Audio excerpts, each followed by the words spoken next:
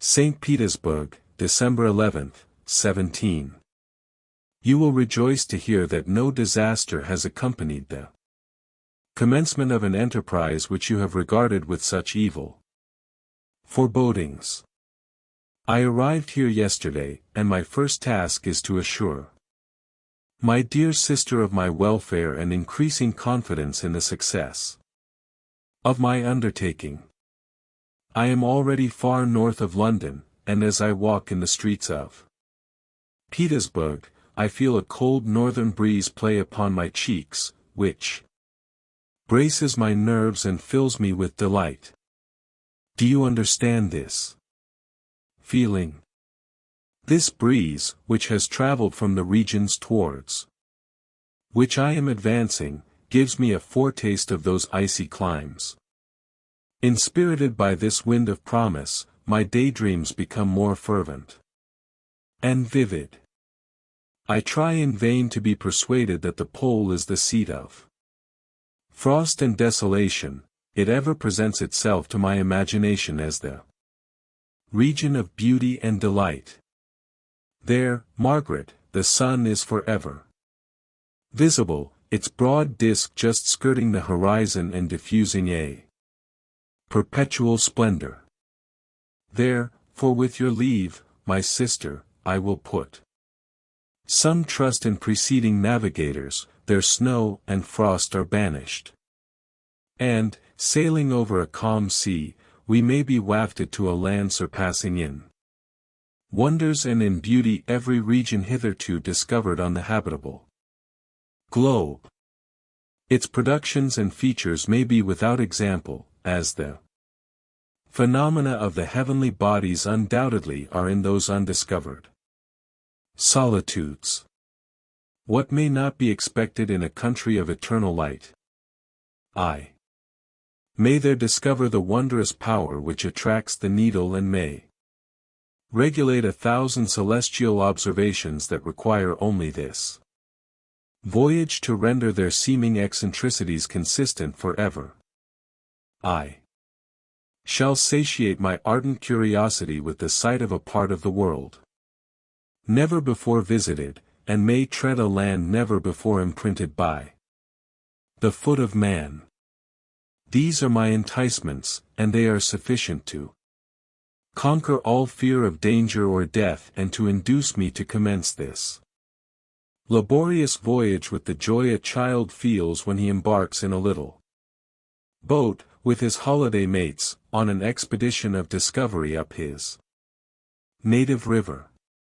But supposing all these conjectures to be false, you cannot contest the inestimable benefit which I shall confer on all mankind, to the last generation, by discovering a passage near the pole to those countries, to reach which at present so many months are requisite, or by ascertaining the secret of the magnet, which, if at all possible, can only be effected by an undertaking such as mine.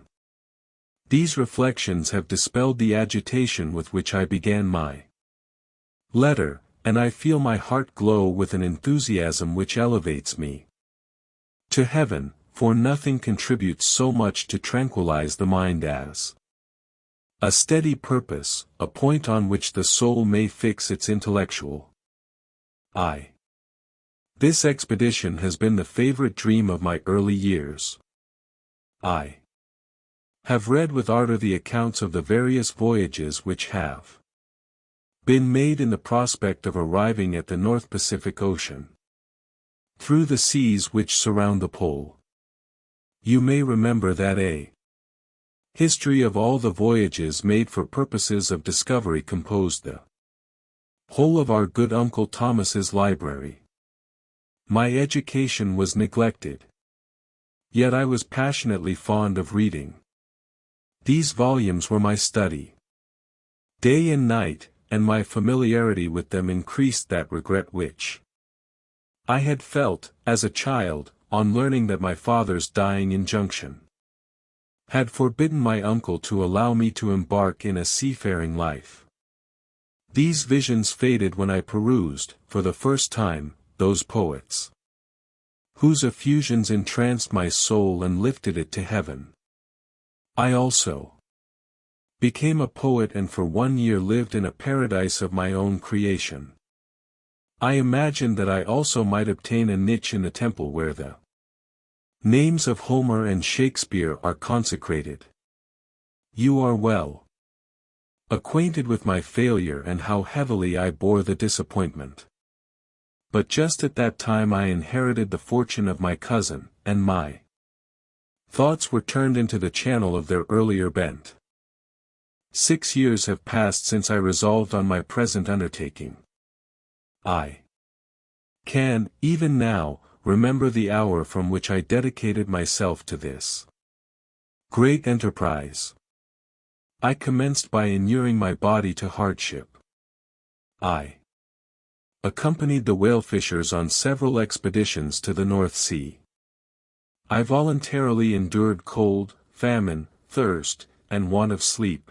I often worked harder than the common sailors during the day and devoted my nights to the study of mathematics, the theory of medicine, and those branches of physical science from which a naval adventurer might derive the greatest practical advantage.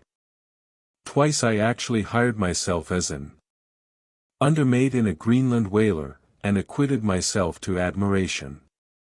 I must own I felt a little proud when my captain offered me the second dignity in the vessel and entreated me to remain with the greatest earnestness, so valuable did he consider my services. And now, dear Margaret, do I not deserve to accomplish some great purpose? My life might have been passed in ease and luxury, but I preferred glory to every enticement that wealth placed in my path. Oh, that some encouraging voice would answer in the affirmative. My courage and my resolution is firm, but my hopes fluctuate, and my spirits are often depressed. I am about to proceed on a long and difficult voyage, the emergencies of which will demand all my fortitude. I am required not only to raise the spirits of others, but sometimes to sustain my own, when theirs are failing. This is the most favorable period for traveling in Russia. They fly quickly over the snow in their sledges, the motion is pleasant, and, in my opinion, far more agreeable than that of an English stagecoach. The cold is not excessive, if you are wrapped in furs, a dress which I have already adopted, for there is a great difference between walking the deck and remaining seated motionless for hours, when no exercise prevents the blood from actually freezing in your veins.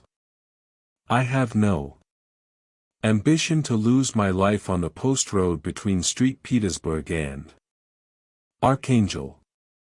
I shall depart for the latter town in a fortnight or 3 weeks, and my intention is to hire a ship there, which can easily be done by paying the insurance for the owner, and to engage as many sailors as I think necessary among those who are accustomed to the whale fishing.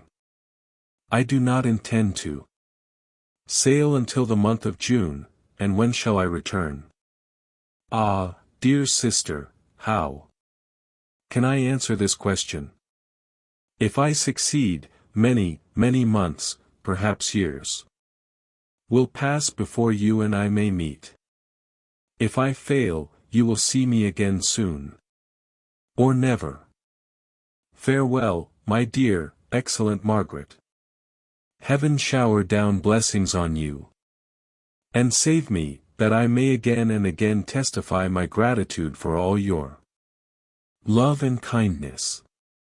Your affectionate brother, R. Walton. Letter 2. To Mrs. Saville, England. Archangel, March 28, 17. How slowly the time passes here, encompassed as I am by frost and snow. Yet a second step is taken towards my enterprise.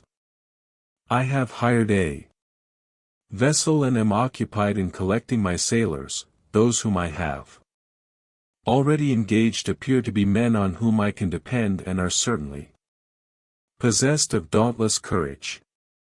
But I have one want which I have never yet been able to satisfy, and the absence of the object of which I now feel as a most severe evil. I have no friend, Margaret. When I am glowing with the enthusiasm of success, there will be none to participate my joy. If I am assailed by disappointment, no one will endeavor to sustain me in dejection. I shall commit my thoughts to paper, it is true, but that is a poor medium for the communication of feeling. I desire the company of a man who could sympathize with me, whose eyes would reply to mine. You may deem me romantic, my dear sister, but I bitterly feel the want of a friend. I have no one near me, gentle yet courageous, possessed of a cultivated as well as of a capacious mind, whose tastes are like my own, to approve or amend my plans. How would such a friend repair the faults of your poor brother? I am too ardent in execution, and too impatient of difficulties. But it is a still greater evil to me that I am self-educated. For the first 14 years of my life I ran wild on a common and read nothing but our Uncle Thomas's books of voyages. At that age I became acquainted with the celebrated poets of our own country, but it was only when it had ceased to be in my power to derive its most important benefits from such a conviction that I perceived the necessity of becoming acquainted with more languages than that of my native country. Now I am 28 and am in reality more illiterate than many schoolboys of 15. It is true that I have thought more and that my daydreams are more extended and magnificent, but they want, as the painters call it, keeping, and I greatly need a friend who would have sense enough not to despise me as romantic, and affection enough for me to endeavor to regulate my mind. Well, these are useless complaints. I shall certainly find no friend on the wide ocean, nor even here an archangel, among merchants and seamen. Yet some feelings, unallied to the dross of human nature, beat even in these rugged bosoms. My lieutenant, for instance, is a man of wonderful courage and enterprise. He is madly desirous of glory, or rather, to word my phrase more characteristically, of advancement in his profession. He is an Englishman, and in the midst of national and professional prejudices, unsoftened by cultivation, retains some of the noblest endowments of humanity. I first became acquainted with him on board a whale vessel. Finding that he was unemployed in this city, I easily engaged him to assist in my enterprise. The master is a person of an excellent disposition and is remarkable in the ship for his gentleness and the mildness of his discipline. This circumstance, added to his well-known integrity and dauntless courage, made me very desirous to engage him. A youth passed in solitude, my best years spent under your gentle and feminine fosterage, has so refined the groundwork of my character that I cannot overcome an intense distaste to the usual brutality exercised on board ship. I have never believed it to be necessary, and when I heard of a mariner equally noted for his kindliness of heart and the respect and obedience paid to him by his crew, I felt myself peculiarly fortunate in being able to secure his services. I heard of him first in rather a romantic manner, from a lady who owes to him the happiness of her life. This, briefly, is his story.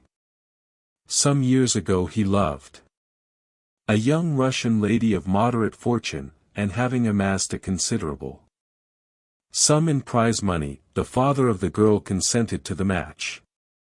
He saw his mistress once before the destined ceremony, but she was bathed in tears, and throwing herself at his feet, entreated him to spare her, confessing at the same time that she loved another, but that he was poor, and that her father would never consent to the union. My generous friend reassured the suppliant, and on being informed of the name of her lover, instantly abandoned his pursuit. He had already bought a farm with his money, on which he had designed to pass the remainder of his life, but he bestowed the whole on his rival, together with the remains of his prize money to purchase stock, and then himself solicited the young woman's father to consent to her marriage with her lover. But the old man decidedly refused, thinking himself bound in honor to my friend, who, when he found the father inexorable, quitted his country, nor returned until he heard that his former mistress was married according to her inclinations. What a noble fellow, you will exclaim. He is so, but then he is wholly uneducated. He is as silent as a Turk, and a kind of ignorant carelessness attends him, which, while it renders his conduct the more astonishing, detracts from the interest and sympathy which otherwise he would command. Yet do not suppose, because I complain a little or because I can conceive a consolation for my toils which I may never know, that I am wavering in my resolutions. Those are as fixed as fate, and my voyage is only now delayed until the weather shall permit my embarkation. The winter has been dreadfully severe, but the spring promises well, and it is considered as a remarkably early season, so that perhaps I may sail sooner than I expected. I shall do nothing rashly, you know me sufficiently to confide in my prudence and considerateness whenever the safety of others is committed to my care. I cannot describe to you my sensations on the near prospect of my undertaking. It is impossible to communicate to you a conception of the trembling sensation, half pleasurable and half fearful, with which I am preparing to depart. I am going to unexplored regions, to the land of mist and snow, but I shall kill no albatross, therefore do not be alarmed for my safety, or if I should come back to you as worn and woeful as the ancient mariner. You will smile at my illusion, but I will disclose a secret. I have often attributed my attachment to my passionate enthusiasm for the dangerous mysteries of ocean to that production of the most imaginative of modern poets. There is something at work in my soul which I do not understand. I am practically industrious, painstaking, a workman to execute with perseverance and labor, but besides this there is a love for the marvelous, a belief in the marvelous, intertwined in all my projects, which hurries me out of the common pathways of men, even to the wild sea and unvisited regions I am about to explore. But to return to dearer considerations.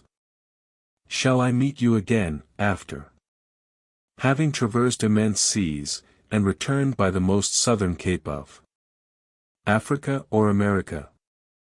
I dare not expect such success, yet I cannot bear to look on the reverse of the picture. Continue for the present to write to me by every opportunity. One may receive your letters on some occasions when I need them most to support my spirits. I love you very tenderly. Remember me with affection, should you never hear from me again. Your affectionate brother, Robert Walton. Letter 3. To Mrs. Saville, England. July 7, 17. My dear sister. I write a few lines in haste to say that I am safe, and well advanced on my voyage. This letter will reach England by a merchantman now on its homeward voyage from Archangel, more fortunate than I, who may not see my native land, perhaps, for many years.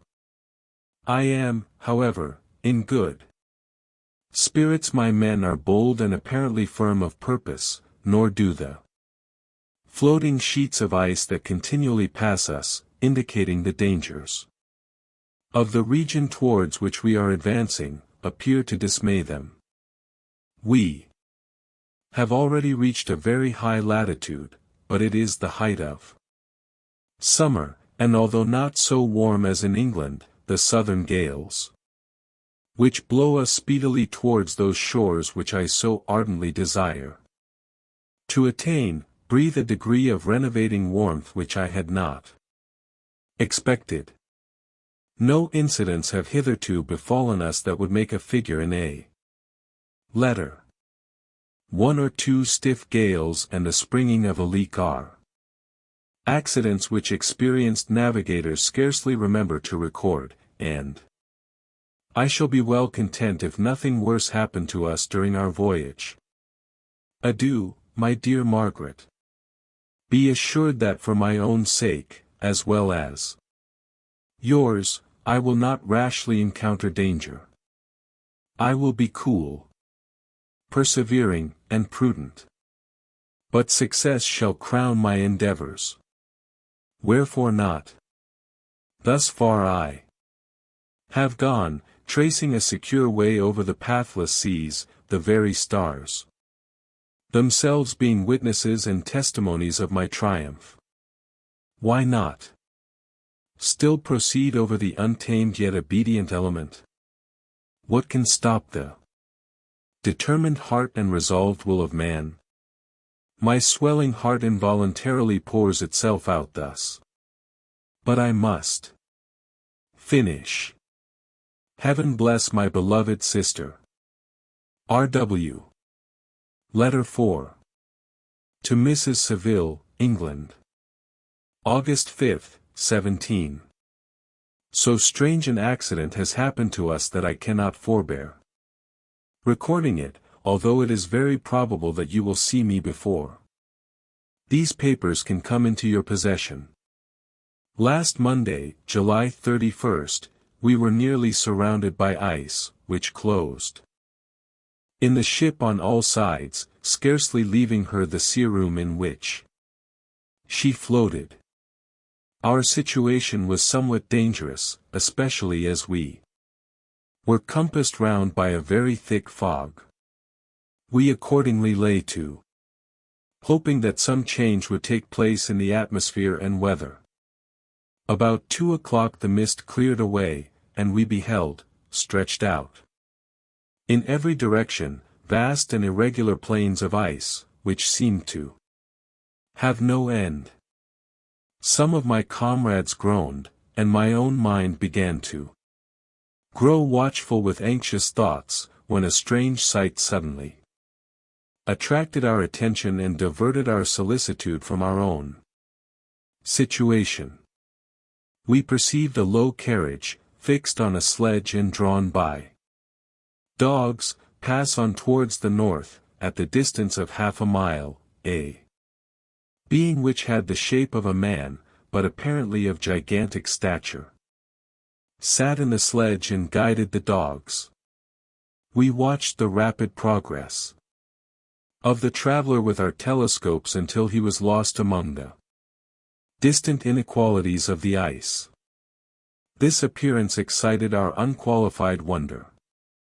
We were, as we believed, many hundred miles from any land, but this apparition seemed to denote that it was not, in reality, so distant as we had supposed.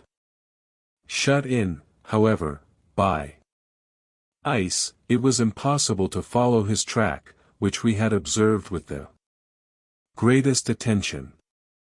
About 2 hours after this occurrence we heard the ground sea, and before night the ice broke and freed our ship. We, however, lay to until the morning, fearing to encounter in the dark those large loose masses which float about after the breaking up of the ice. I profited of this time to rest for a few hours. In the morning, however, as soon as it was light, I went upon deck and found all the sailors busy on one side of the vessel, apparently talking to someone in the sea. It was, in fact, a sledge, like that we had seen before, which had drifted towards us in the night on a large fragment of ice. Only one dog remained alive, but there was a human being within it whom the sailors were persuading to enter the vessel. He was not, as the other travelers seemed to be, a savage inhabitant of some undiscovered island, but a European. When I appeared on deck the master said, "Here is our captain, and he will not allow you to perish on the open sea."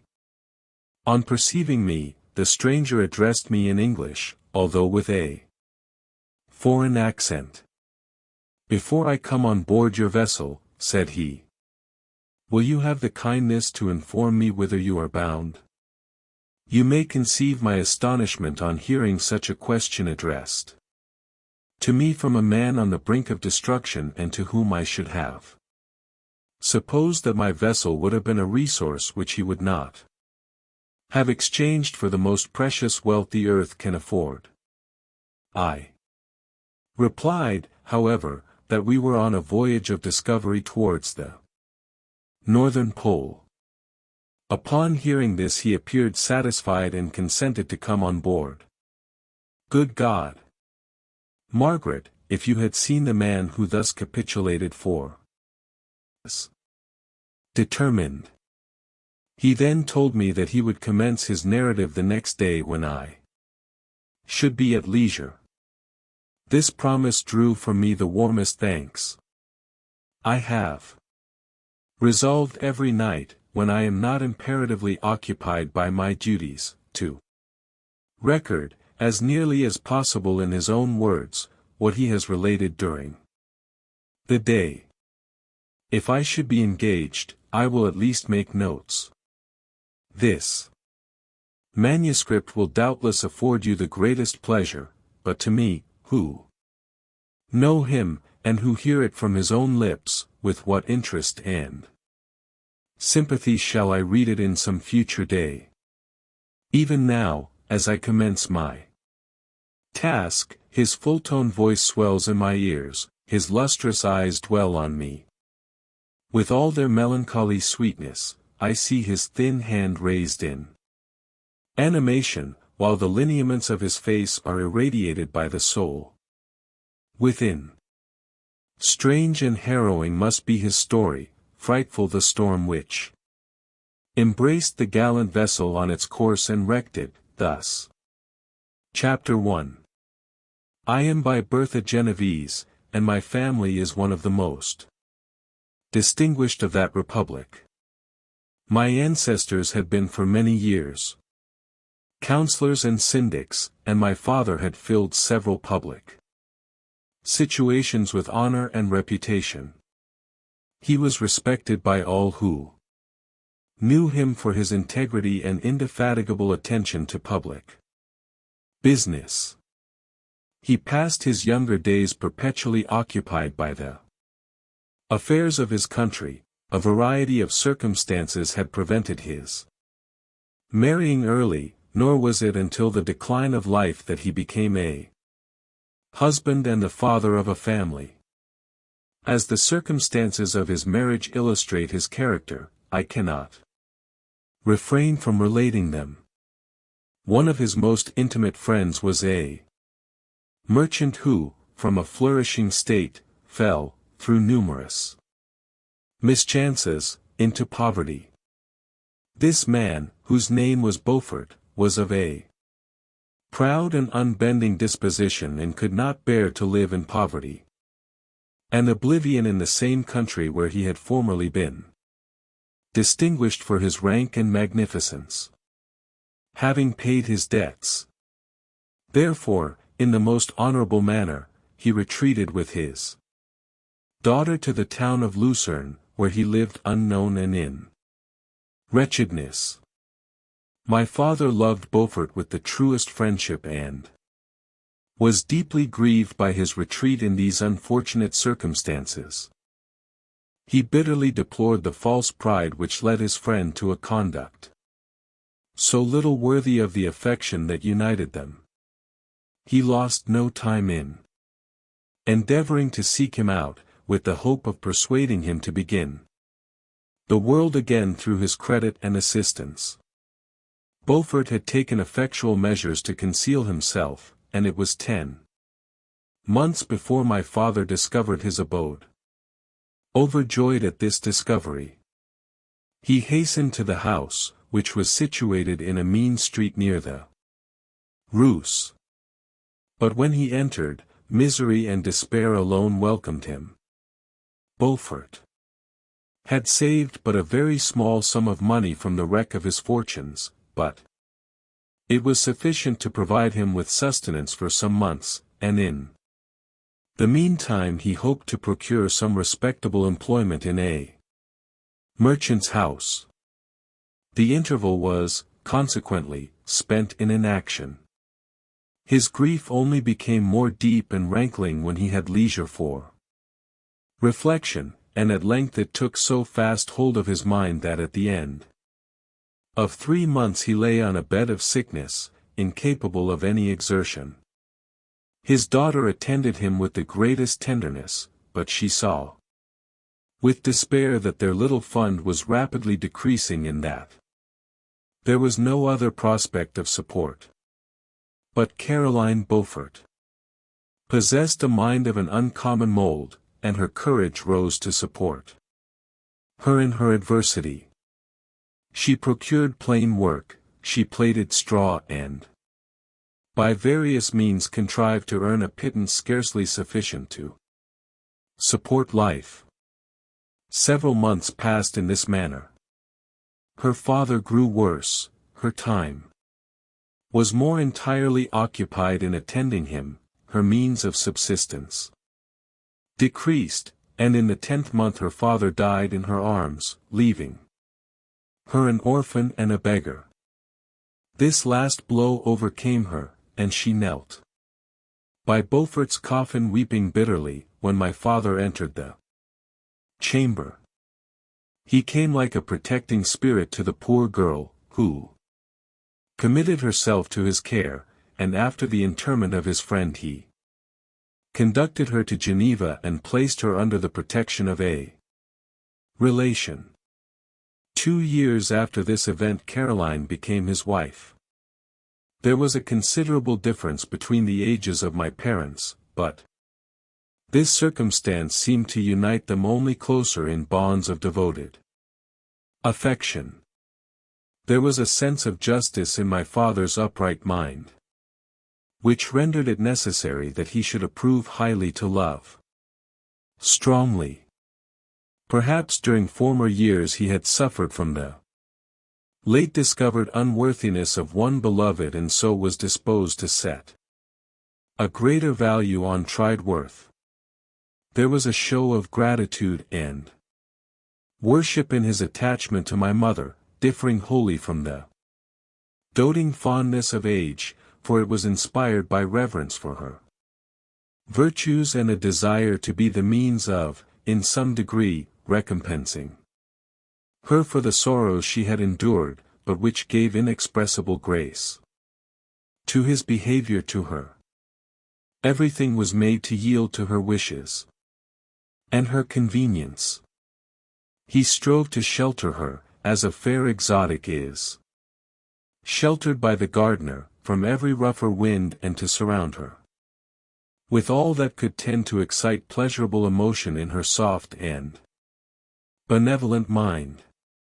Her health, and even the tranquility of her hitherto constant spirit, had been shaken by what she had gone through.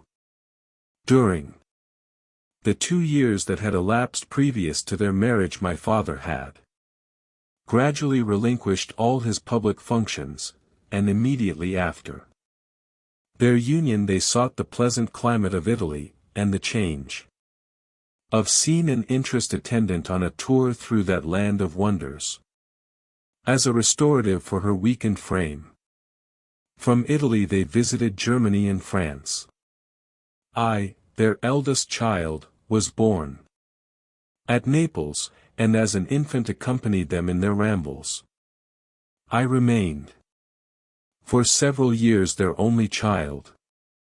Much as they were attached to each other, they seemed to draw inexhaustible stores of affection from a very mine of love to bestow them upon me.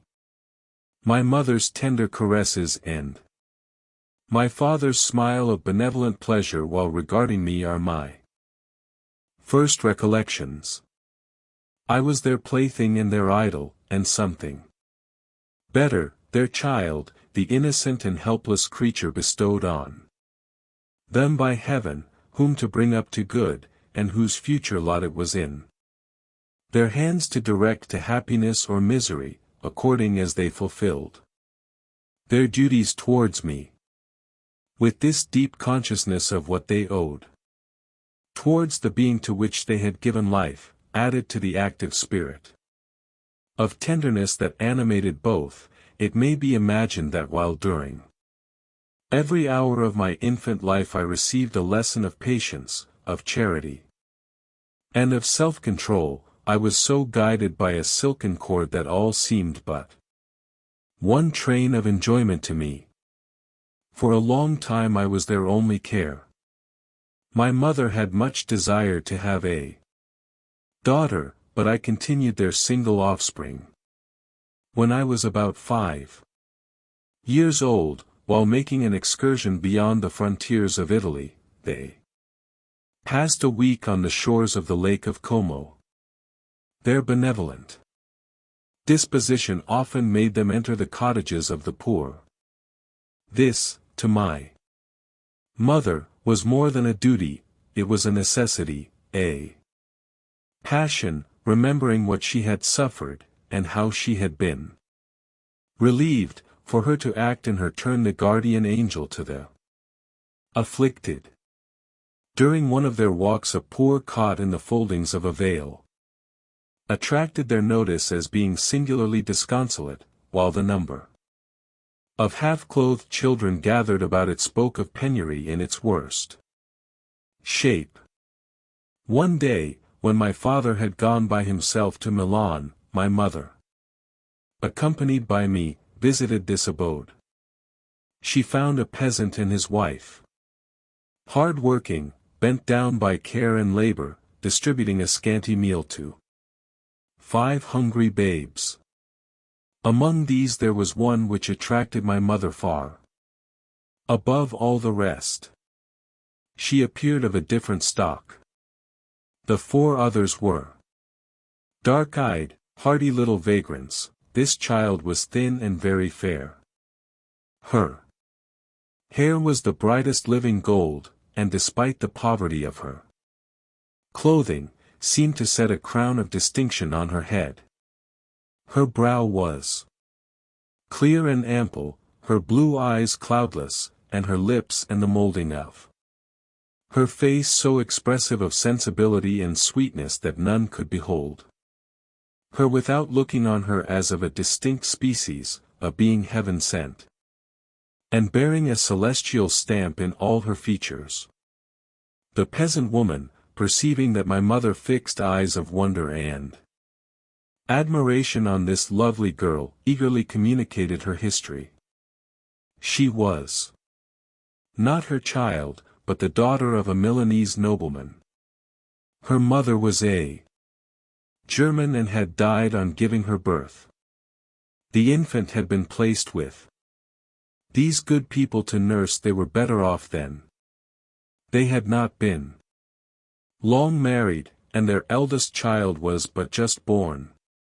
The father of their Charge was one of those Italians nursed in the memory of the antique glory of Italy, one among the schiavi ogni or fermenti, who exerted himself to obtain the liberty of his country.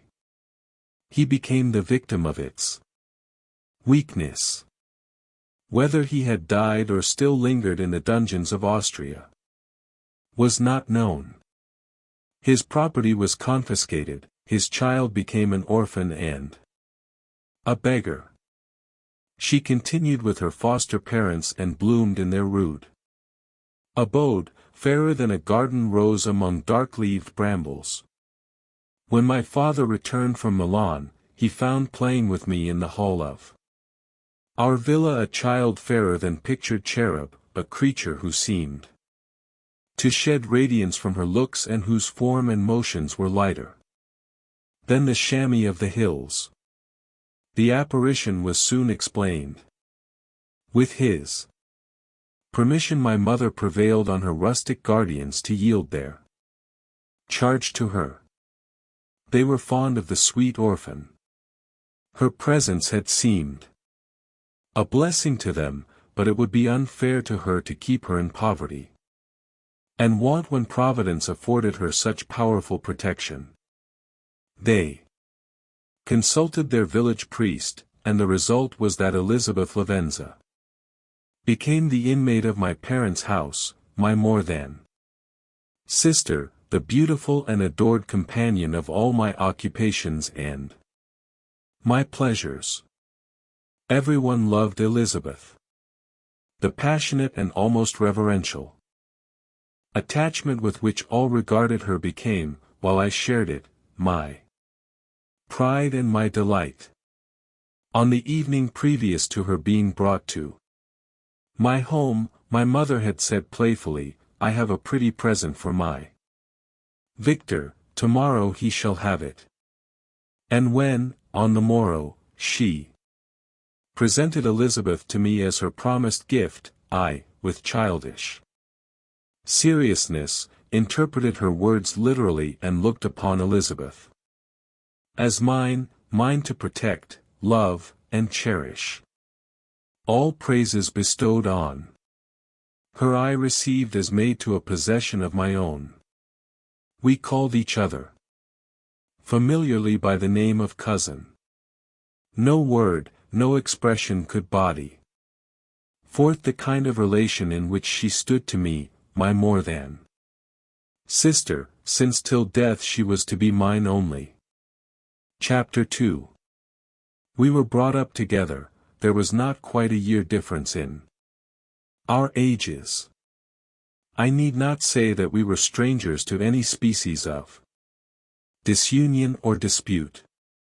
Harmony was the soul of our companionship, and the diversity and contrast that subsisted in our characters drew us nearer together. Elizabeth was of a calmer and more concentrated disposition, but, with all my ardor, I was capable of a more intense application and was more deeply smitten with the thirst for knowledge.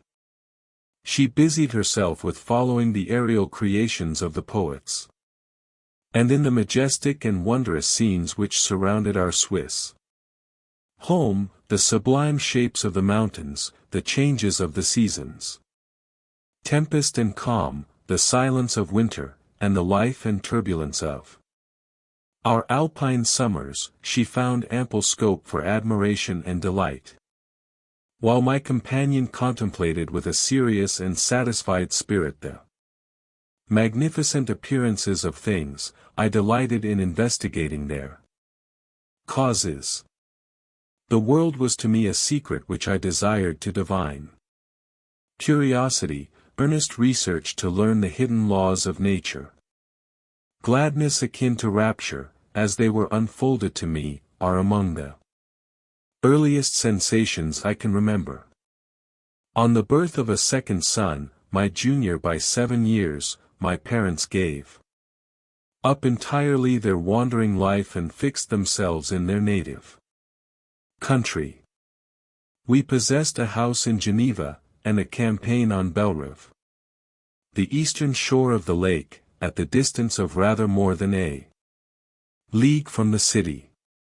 We resided principally in the latter, and the lives of my parents were passed in considerable seclusion. It was my temper to avoid a crowd and to attach myself fervently to a few.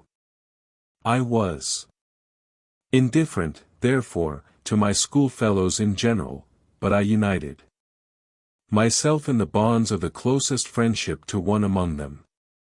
Henry Clerval was the son of a merchant of Geneva. He was a boy of singular talent and fancy. He loved enterprise, hardship, and even danger for its own sake. He was deeply read in books of chivalry and romance.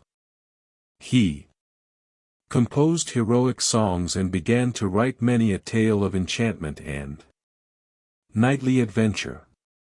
He tried to make U.S. act plays and to enter into masquerades, in which the characters were drawn from the heroes of Roncesvalles, of the Round Table of King Arthur, and the chivalrous train who shed their blood to redeem the Holy Sepulchre from the hands of the infidels.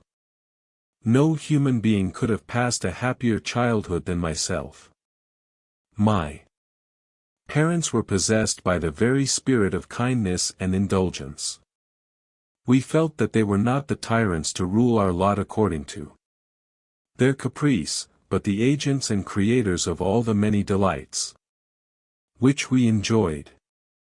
When I mingled with other families I distinctly discerned how peculiarly fortunate my lot was, and gratitude assisted the development of filial love. My temper was sometimes violent, and my passions vehement, but by some law in my temperature they were turned not towards childish pursuits, but to an eager desire to learn, and not to learn all things indiscriminately. I confess that neither the structure of languages, nor the code of governments, nor the politics of various states possessed attractions for me. It was the secrets of heaven and earth that I desired to learn, and whether it was the outward substance of things or the inner spirit of nature and the mysterious soul of man that occupied me, still my inquiries were directed to the metaphysical, or in its highest sense, the physical secrets of the world. Meanwhile Clerval occupied himself, so to speak, with the moral relations of things, the busy stage of life, the virtues of heroes, and the actions of men were his theme, and his hope and his dream was to become one among those whose names are recorded in story as the gallant and adventurous benefactors of our species. The saintly soul of Elizabeth shone like a shrine-dedicated lamp in our peaceful home. Her sympathy was ours, her smile, her soft voice, the sweet glance of her celestial eyes, were ever there to bless and animate us. She was the living spirit of love to soften and attract. I might have become sullen in my study, rough through the ardor of my nature, but that she was there to subdue me to a semblance of her own gentleness. And Clerval, could aught ill entrench on the noble spirit of Clerval? Yet he might not have been so perfectly humane, so thoughtful in his generosity, so full of kindness and tenderness amidst his passion for adventurous exploit, had she not unfolded to him the real loveliness of beneficence and made the doing good the end and aim of his soaring ambition. I feel exquisite pleasure in dwelling on the recollections of childhood, before misfortune had tainted my mind and changed its bright visions of extensive usefulness into gloomy and narrow reflections upon self. Besides, in drawing the picture of my early days, I also record those events which led, by insensible steps, to my after tale of misery, for when I would account to myself for the birth of that passion which afterwards ruled my destiny, I find it arise, like a mountain river, from ignoble and almost forgotten sources, but, swelling as it proceeded, it became the torrent which, in its course, has swept away all my hopes and joys. Natural philosophy is the genius that has regulated my fate. I desire, therefore, in this narration, to state those facts which led to my predilection for that science.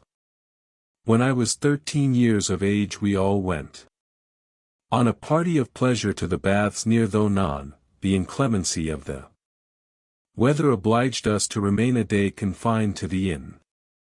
In this house I chanced to find a volume of the works of Cornelius Agrippa. I opened it with apathy, the theory which he attempts to demonstrate and the wonderful facts which he relates soon changed this feeling into enthusiasm. A new light seemed to dawn upon my mind, and bounding with joy, I communicated my discovery to my father. My father looked carelessly at the title page of my book and said, "Ah, Cornelius Agrippa. My dear Victor, do not waste your time upon this, it is sad trash." If, instead of this remark, my father had taken the pains to explain to me that the principles of Agrippa had been entirely exploded and that a modern system of science had been introduced which possessed much greater powers than the ancient, because the powers of the latter were chimerical, while those of the former were real and practical, under such circumstances I should certainly have thrown Agrippa aside and have contented my imagination, warmed as it was, by returning with greater ardor to my former studies. It is even possible that the train of my ideas would never have received the fatal impulse that led to my ruin. But the cursory glance my father had taken of my volume by no means assured me that he was acquainted with its contents, and I continued to read with the greatest avidity. When I returned home my first care was to procure the whole works of this author, and afterwards of Paracelsus and Albertus Magnus. I read and studied the wild fancies of these writers with delight. They appeared to me treasures known to few besides myself. I have described myself as always having been imbued with a fervent longing to penetrate the secrets of nature. In spite of the intense labor and wonderful discoveries of modern philosophers, I always came from my studies discontented and unsatisfied. Sir Isaac Newton is said to have avowed that he felt like a child picking up shells beside the great and unexplored ocean of truth. Those of his successors in each branch of natural philosophy with whom I was acquainted appeared even to my boy's apprehensions as tyros engaged in the same pursuit. The untaught peasant beheld the elements around him and was acquainted with their practical uses. The most learned philosopher knew little more. He had partially unveiled the face of nature, but her immortal lineaments were still a wonder and a mystery. He might dissect, anatomize, and give names, but, not to speak of a final cause, causes in their secondary and tertiary grades were utterly unknown to him. I had gazed upon the fortifications and impediments that seemed to keep human beings from entering the citadel of nature, and rashly and ignorantly I had repined. But here were books, and here were men who had penetrated deeper and knew more. I took their word for all that they averred, and I became their disciple. It may appear strange that such should arise in the 18th century, but while I followed the routine of education in the schools of Geneva, I was, to a great degree, self-taught with regard to my favorite studies.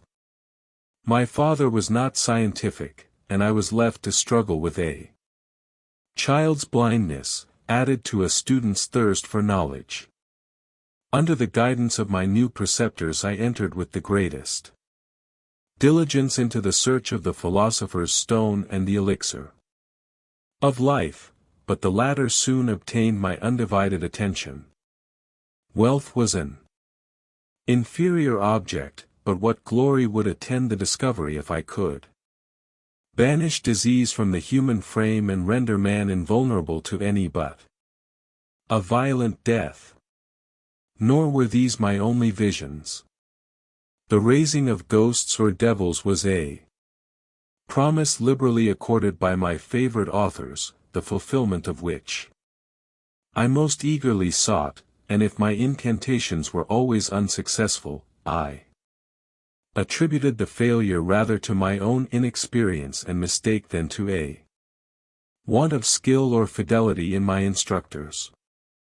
And thus for a time I was occupied by exploded systems, mingling, like an unadept, 1,000 contradictory theories and floundering desperately in a very slough of multifarious knowledge, guided by an ardent imagination and childish reasoning, till an accident again changed the current of my ideas.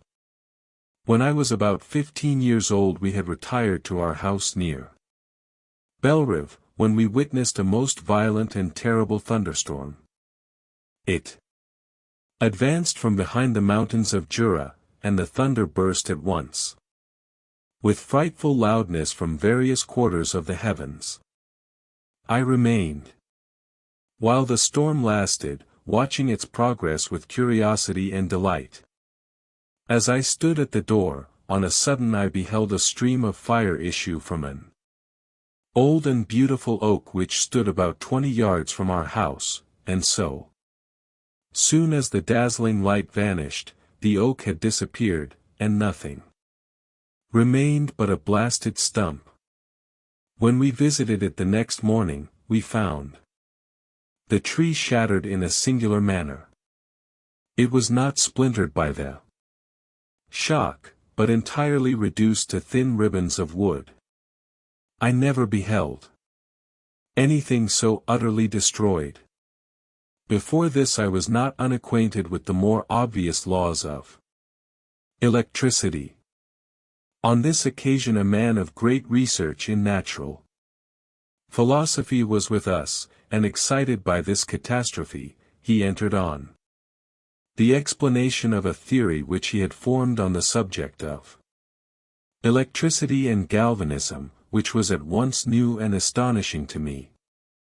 All that he said threw greatly into the shade Cornelius Agrippa, Albertus Magnus, and Paracelsus, the lords of my imagination, but by some fatality the overthrow of these men disinclined me to pursue my accustomed studies. It seemed to me as if nothing would or could ever be known. All that had so long engaged my attention suddenly grew despicable. By one of those caprices of the mind which we are perhaps most subject to in early youth, I at once gave up my former occupations, set down natural history and all its progeny as a deformed and abortive creation, and entertained the greatest disdain for a would-be science which could never even step within the threshold of real knowledge. In this mood of mind I betook myself to the mathematics and the branches of study appertaining to that science as being built upon secure foundations, and so worthy of my consideration. Thus strangely are our souls constructed, and by such slight ligaments are we bound to prosperity or ruin. When I look back, it seems to me as if this almost miraculous change of inclination and will was the immediate suggestion of the guardian angel of my life, the last effort made by the spirit of preservation to avert the storm that was even then hanging in the stars and ready to envelop me.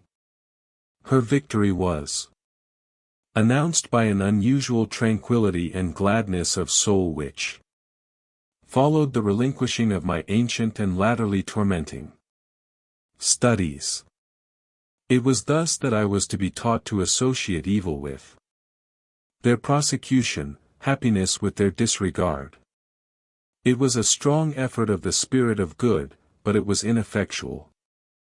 Destiny was too potent, and her immutable laws had decreed my utter and terrible destruction. Chapter 3.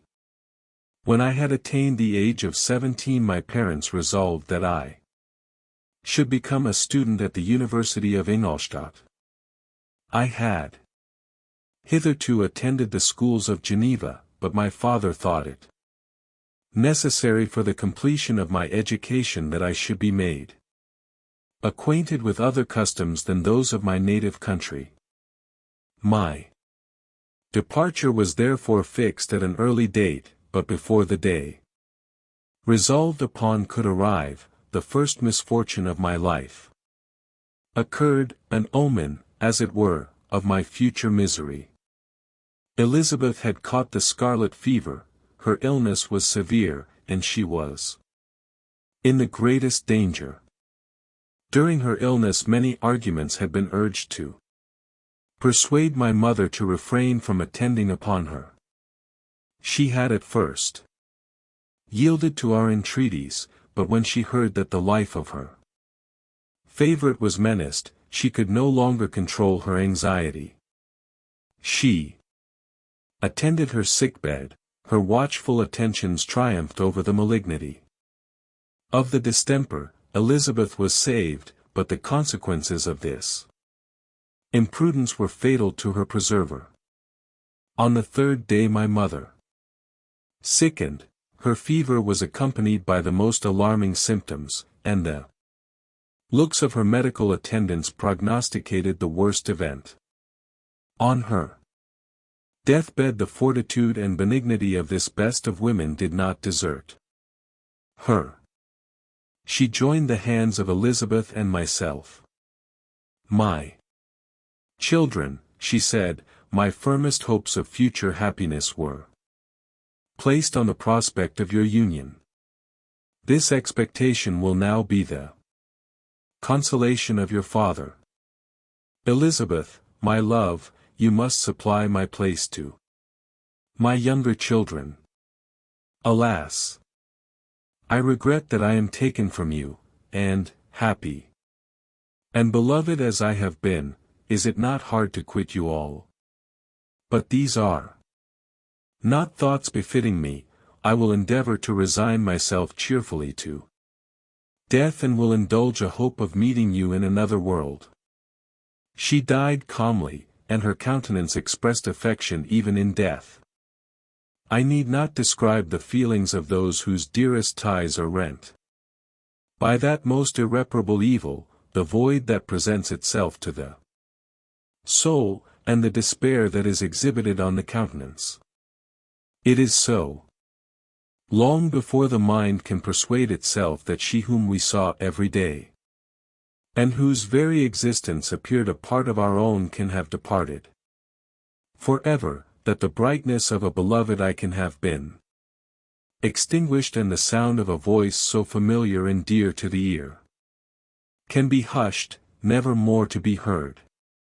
These are the reflections of the first days, but when the lapse of time proves the reality of the evil, then the actual bitterness of grief commences. Yet from whom has not that rude hand rent away some dear connection? And why should I describe a sorrow which all have felt, and must feel? The time at length arrives when grief is rather an indulgence than a necessity, and the smile that plays upon the lips, although it may be deemed a sacrilege, is not banished. My mother was dead, but we had still duties which we ought to perform.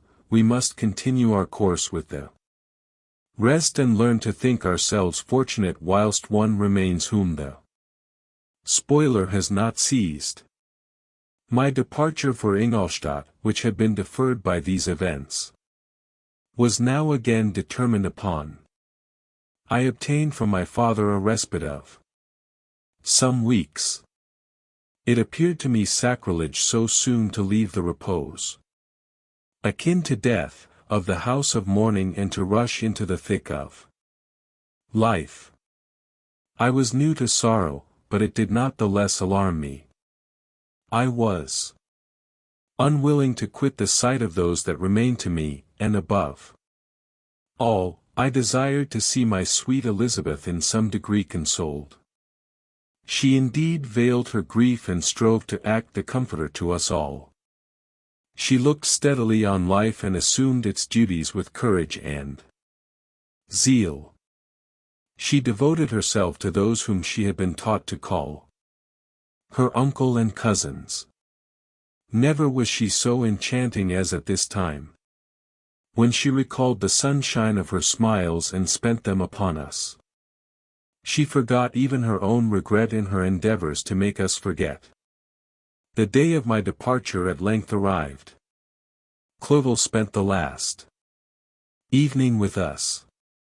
He had endeavored to persuade his father to permit him to accompany me and to become my fellow student, but in vain. His father was a narrow-minded trader and saw idleness and ruin in the aspirations and ambition of his son. Henry deeply felt the misfortune of being debarred from a liberal education. He said little, but when he spoke I read in his kindling eye and in his animated glance a restrained but firm resolve not to be chained to the miserable details of commerce. We sat late. We could not tear ourselves away from each other nor persuade ourselves to say the word farewell. It was said, and we retired under the pretense of seeking repose, each fancying that the other was deceived, but when at morning's dawn I descended to the carriage which was to convey me away, they were all there, my father again to bless me, Clovel to press my hand once more, my Elizabeth to renew her entreaties that I would write often and to bestow the last feminine attentions on her playmate and friend. I threw myself into the chaise that was to convey me away and indulged in the most melancholy reflections. I, who had ever been surrounded by amiable companions, continually engaged in endeavoring to bestow mutual pleasure, I was now alone. In the university whither I was going I must form my own friends and be my own protector. My life had hitherto been remarkably secluded and domestic, and this had given me invincible repugnance to new countenances. I loved my brothers, Elizabeth, and Clovel. These were old familiar faces, but I believed myself totally unfitted for the company of strangers. Such were my reflections as I commenced my journey, but as I proceeded, my spirits and hopes rose. I ardently desired the acquisition of knowledge. I had often, when at home, thought it hard to remain during my youth cooped up in one place and had longed to enter the world and take my station among other human beings. Now my desires were complied with, and it would, indeed, have been folly to repent. I had sufficient leisure for these and many other reflections during my journey to Ingolstadt, which was long and fatiguing. At length the high white steeple of the town met my eyes. I alighted and was conducted to my solitary apartment to spend the evening as I pleased. The next morning I delivered my letters of introduction and paid a visit to some of the principal professors. Chance, or rather the evil Influence, the angel of destruction, which asserted omnipotent sway over me.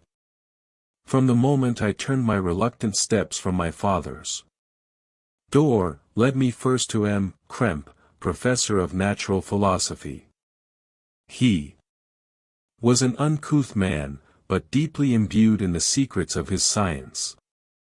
He asked me several questions concerning my progress in the different branches of science appertaining to natural philosophy. I replied carelessly, and, partly in contempt, mentioned the names of my alchemists as the principal authors I had studied. The professor stared. "Have you," he said, "really spent your time in studying such nonsense?" I replied in the affirmative. "Every minute," continued M. Krempe with warmth, "every instant that you have wasted on those books is utterly and entirely lost. You have burdened your memory with exploded systems and useless names. Good God! In what desert land have you lived, where no one was kind enough to inform you that these fancies which you have so greedily imbibed are 1,000 years old and as musty as they are ancient? I little expected, in this enlightened and scientific age, to find a disciple of Albertus Magnus and Paracelsus. My dear sir, you must begin your studies entirely anew." So saying, he stepped aside and wrote down a list of several books treating of natural philosophy which he desired me to procure, and dismissed me after mentioning that in the beginning of the following week he intended to commence a course of lectures upon natural philosophy and its general relations, and that M. Waldman, a fellow professor, would lecture upon chemistry the alternate days that he omitted. I returned home not disappointed, for I have said that I had long considered those authors useless whom the professor reprobated, but I returned not at all the more inclined to recur to these studies in any shape. M. Krempe was a little squat man with a gruff voice and a repulsive countenance. The teacher, therefore, did not prepossess me in favor of his pursuits. In rather a too philosophical and connected a strain, perhaps, I have given an account of the conclusions I had come to concerning them in my early years. As a child I had not been content with the results promised by the modern professors of natural science, with a confusion of ideas only to be accounted for by my extreme youth and my want of a guide on such matters. I had retrod the steps of knowledge along the paths of time and exchanged the discoveries of recent inquirers for the dreams of forgotten alchemists. Besides, I had a contempt for the uses of modern natural philosophy. It was very different when the masters of the science sought immortality and power. Such views, although futile, were grand, but now the scene was changed. The ambition of the inquirer seemed to limit itself to the annihilation of those visions on which my interest in science was chiefly founded. I was required to exchange chimeras of boundless grandeur for realities of little worth. Such were my reflections during the first 2 or 3 days of my residence at Ingolstadt, which were chiefly spent in becoming acquainted with the localities and the principal residents in my new abode. But as the ensuing week commenced, I thought of the information which M. Krempe had given me concerning the lectures. And although I could not consent to go and hear that little conceited fellow deliver sentences out of a pulpit, I recollected what he had said of M. Waldman, whom I had never seen, as he had hitherto been out of town. Partly from curiosity and partly from idleness, I went into the lecturing room, which M. Waldman entered shortly after. This professor was very unlike his colleague. He appeared about 50 years of age, but with an aspect expressive of the greatest benevolence. A few gray hairs covered his temples, but those at the back of his head were nearly black. His person was short but remarkably erect, and his voice the sweetest I had ever heard. He began his lecture by a recapitulation of the history of chemistry and the various improvements made by different men of learning, pronouncing with fervor the names of the most distinguished discoverers. He then took a cursory view of the present state of the science and explained many of its elementary terms. After having made a few preparatory experiments, he concluded with a panegyric upon modern chemistry, the terms of which I shall never forget. The ancient teachers of this science, said he, promised impossibilities and performed nothing. The modern masters promise very little. They know that metals cannot be transmuted and that the elixir of life is a chimera, but these philosophers, whose hands seem only made to dabble in dirt, and their eyes to pore over the microscope or crucible, have indeed performed miracles. They penetrate into the recesses of nature and show how she works in her hiding places. They ascend into the heavens. They have discovered how the blood circulates, and the nature of the air we breathe. They have acquired new and almost unlimited powers. They can command the thunders of heaven, mimic the earthquake, and even mock the invisible world with its own shadows.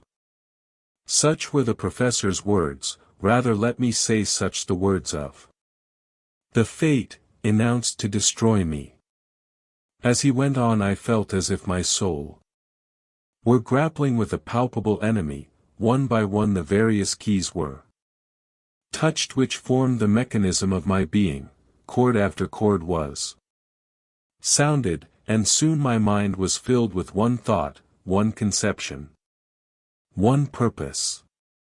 So much has been done, exclaimed the soul of Frankenstein, more, far more, will I achieve, treading in the steps already marked. I will pioneer a new way, explore unknown powers, and unfold to the world the deepest mysteries of creation. I closed not my eyes that night. My internal being was in a state of insurrection and turmoil. I felt that order would thence arise, but I had no power to produce it. By degrees, after the morning's dawn, sleep came. I awoke, and my yesternight's thoughts were as a dream. There only remained a resolution to return to my ancient studies and to devote myself to a science for which I believed myself to possess a natural talent. On the same day I paid M. Waldman a visit. His manners in private were even more mild and attractive than in public. For there was a certain dignity in his mien during his lecture which in his own house was replaced by the greatest affability and kindness. I gave him pretty nearly the same account of my former pursuits as I had given to his fellow professor. He heard with attention the little narration concerning my studies and smiled at the names of Cornelius, Agrippa and Paracelsus, but without the contempt that M. Krempe had exhibited. He said that these were men to whose indefatigable zeal modern philosophers were indebted for most of the foundations of their knowledge. They had left to us, as an easier task, to give new names and arrange in connected classifications the facts which they in a great degree had been the instruments of bringing to light. The Labors of men of genius, however erroneously directed, scarcely ever fail in ultimately turning to the solid advantage of mankind. I listened to his statement, which was delivered without any presumption or affectation, and then added that his lecture had removed my prejudices against modern chemists. I expressed myself in measured terms, with the modesty and deference due from a youth to his instructor, without letting escape inexperience in life would have made me ashamed any of the enthusiasm which stimulated my intended labors. I requested his advice concerning the books I ought to procure. I am happy, said M. Waldman, to have gained a disciple, and if your application equals your ability, I have no doubt of your success. Chemistry is that branch of natural philosophy in which the greatest improvements have been and may be made. It is on that account that I have made it my peculiar study, but at the same time, I have not neglected the other branches of science. A man would make but a very sorry chemist if he attended to that department of human knowledge alone. If your wish is to become really a man of science and not merely a petty experimentalist, I should advise you to apply to every branch of natural philosophy, including mathematics. He then took me into his laboratory and explained to me the uses of his various machines, instructing me as to what I ought to procure and promising me the use of his own when I should have advanced far enough in the science not to derange their mechanism. He also gave me the list of books which I had requested, and I took my leave. Thus ended a day memorable to me. It decided my future destiny. Chapter 4. From this day natural philosophy, and particularly chemistry, in the most comprehensive sense of the term, became nearly my sole occupation. I read with ardor those works, so full of genius and discrimination, which modern inquirers have written on these subjects. I attended the lectures and cultivated the acquaintance of the men of science of the university, and I found even in M. Krempe a great deal of sound sense and real information, combined, it is true, with a repulsive physiognomy and manners, but not on that account the less valuable. In M. Waldman I found a true friend. His gentleness was never tinged by dogmatism, and his instructions were given with an air of frankness and good nature that banished every idea of pedantry. In 1,000 ways, he smoothed for me the path of knowledge and made the most abstruse inquiries clear and facile to my apprehension. My application was at first fluctuating and uncertain, it gained strength as I proceeded and soon became so ardent and eager that the stars often disappeared in the light of morning whilst I was yet engaged in my laboratory. As I applied so closely, it may be easily conceived that my progress was rapid. My ardor was indeed the astonishment of the students, and my proficiency that of the masters. Professor Krempe often asked me, with a sly smile, how Cornelius Agrippa went on, whilst M. Waldman expressed the most heartfelt exultation in my progress. 2 years passed in this manner, during which I paid no visit to Geneva, but was engaged, heart and soul, in the pursuit of some discoveries which I hope to make. None but those who have experienced them can conceive of the enticements of science. In other studies you go as far as others have gone before you, and there is nothing more to know, but in a scientific pursuit there is continual food for discovery and wonder. A mind of moderate capacity which closely pursues one study must infallibly arrive at great proficiency in that study, and I, who continually sought the attainment of one object of pursuit and was solely wrapped up in this, improved so rapidly that at the end of 2 years I made some discoveries in the improvement of some chemical instruments, which procured me great esteem and admiration at the university. When I had arrived at this point and had become as well acquainted with the theory and practice of natural philosophy as depended on the lessons of any of the professors at Ingolstadt, my residence there being no longer conducive to my improvements, I thought of returning to my friends and my native town, when an incident happened that protracted my stay. One of the phenomena which had peculiarly attracted my attention was the structure of the human frame, and, indeed, any animal endued with life.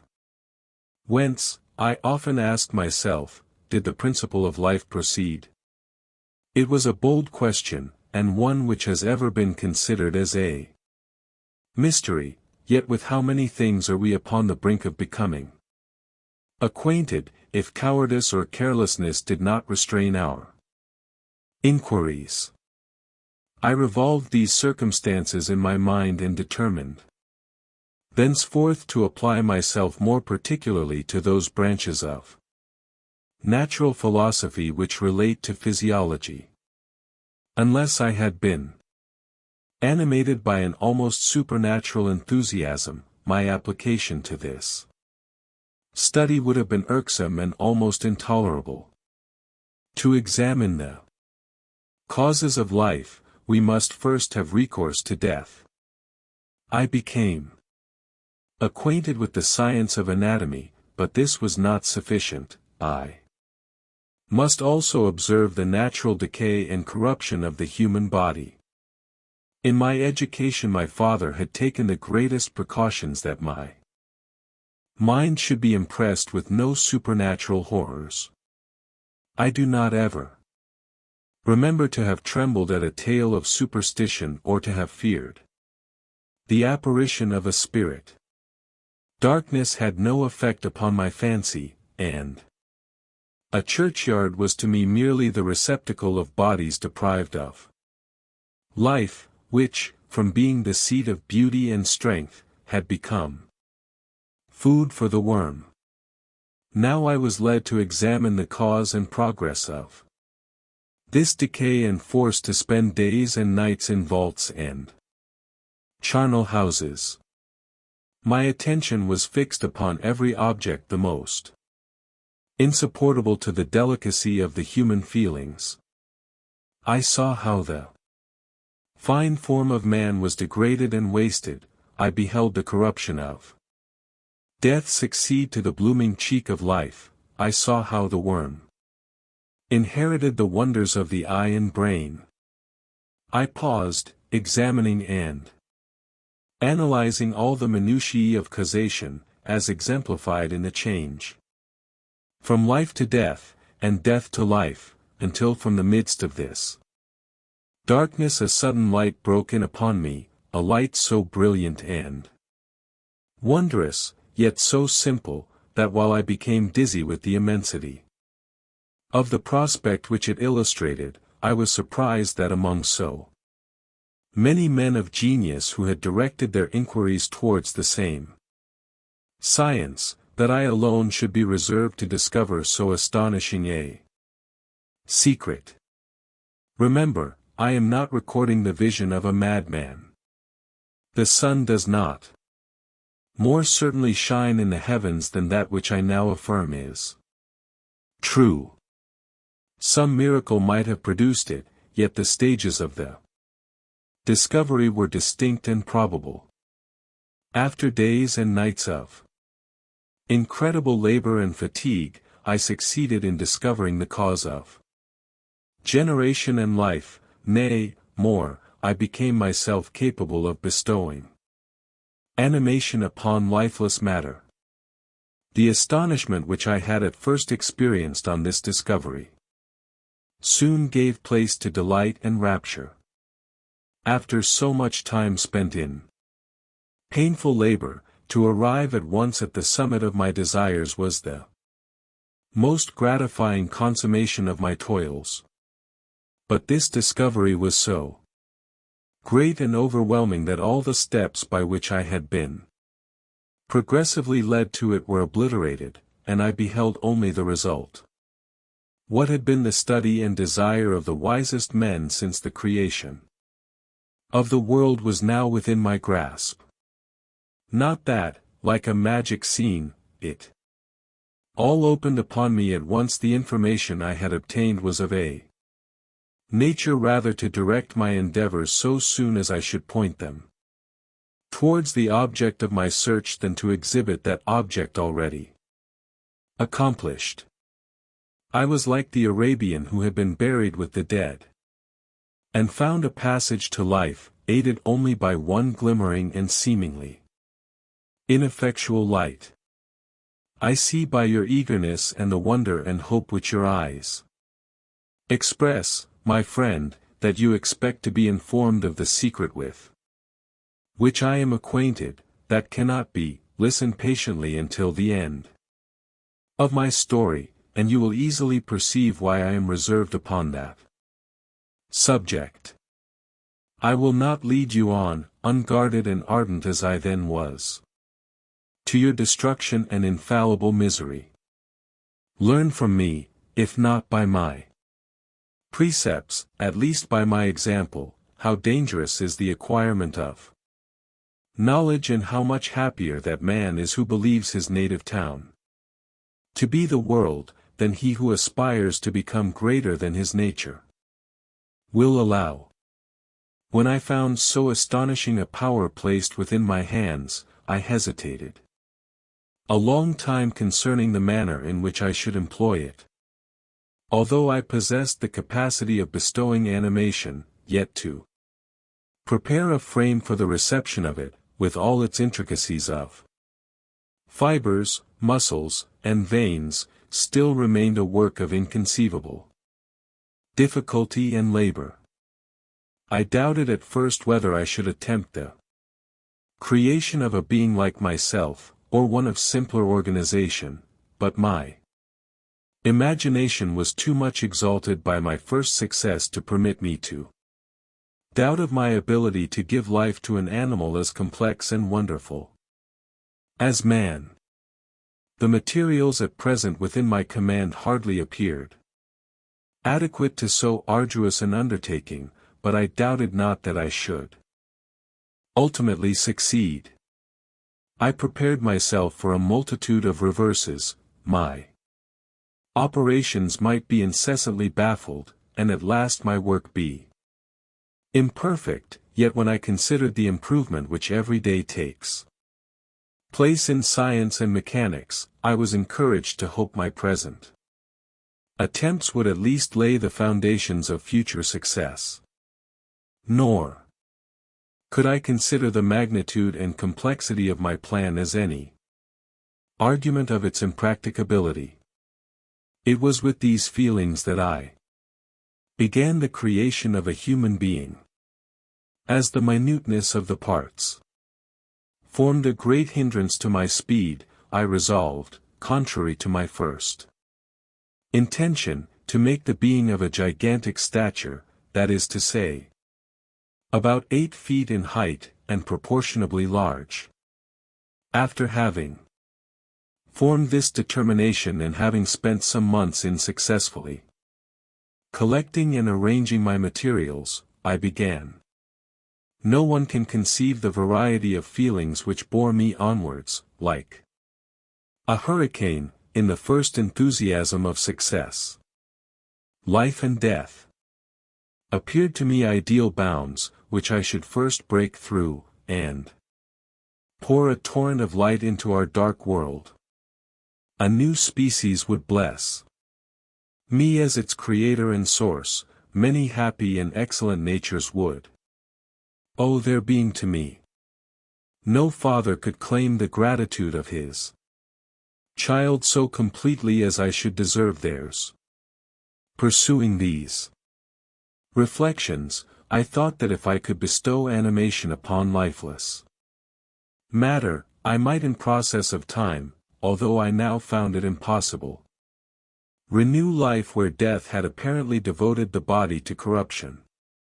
These thoughts supported my spirits, while I pursued my undertaking with unremitting ardor. My cheek had grown pale with study, and my person had become emaciated with confinement. Sometimes, on the very brink of certainty, I failed, yet still I clung to the hope which the next day or the next hour might realize. One secret which I alone possessed was the hope to which I had dedicated myself, and the moon gazed on my midnight labors, while, with unrelaxed and breathless eagerness, I pursued nature to her hiding places. Who shall conceive the horrors of my secret toil as I dabbled among the unhallowed damps of the grave or tortured the living animal to animate the lifeless clay?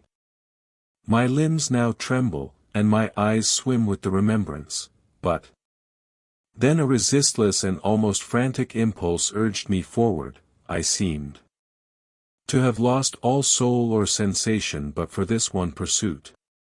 It was indeed but a passing trance, that only made me feel with renewed acuteness so soon as, the unnatural stimulus ceasing to operate, I had returned to my old habits.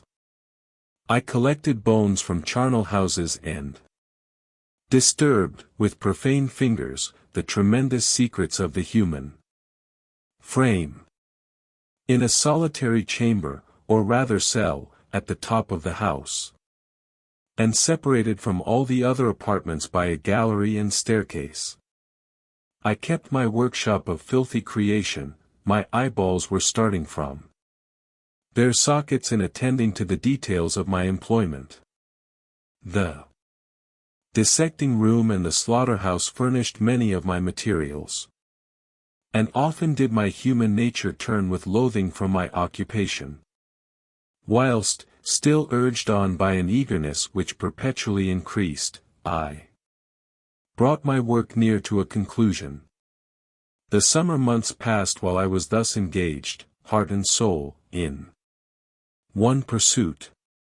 It was a most beautiful season. Never did the fields bestow a more plentiful harvest or the vines yield a more luxuriant vintage, but my eyes were insensible to the charms of nature.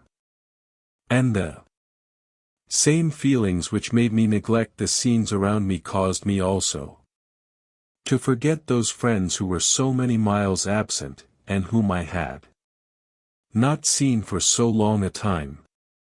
I knew my silence disquieted them, and I well remembered the words of my father, I know that while you are pleased with yourself you will think of us with affection, and we shall hear regularly from you. You must pardon me if I regard any interruption in your correspondence as a proof that your other duties are equally neglected.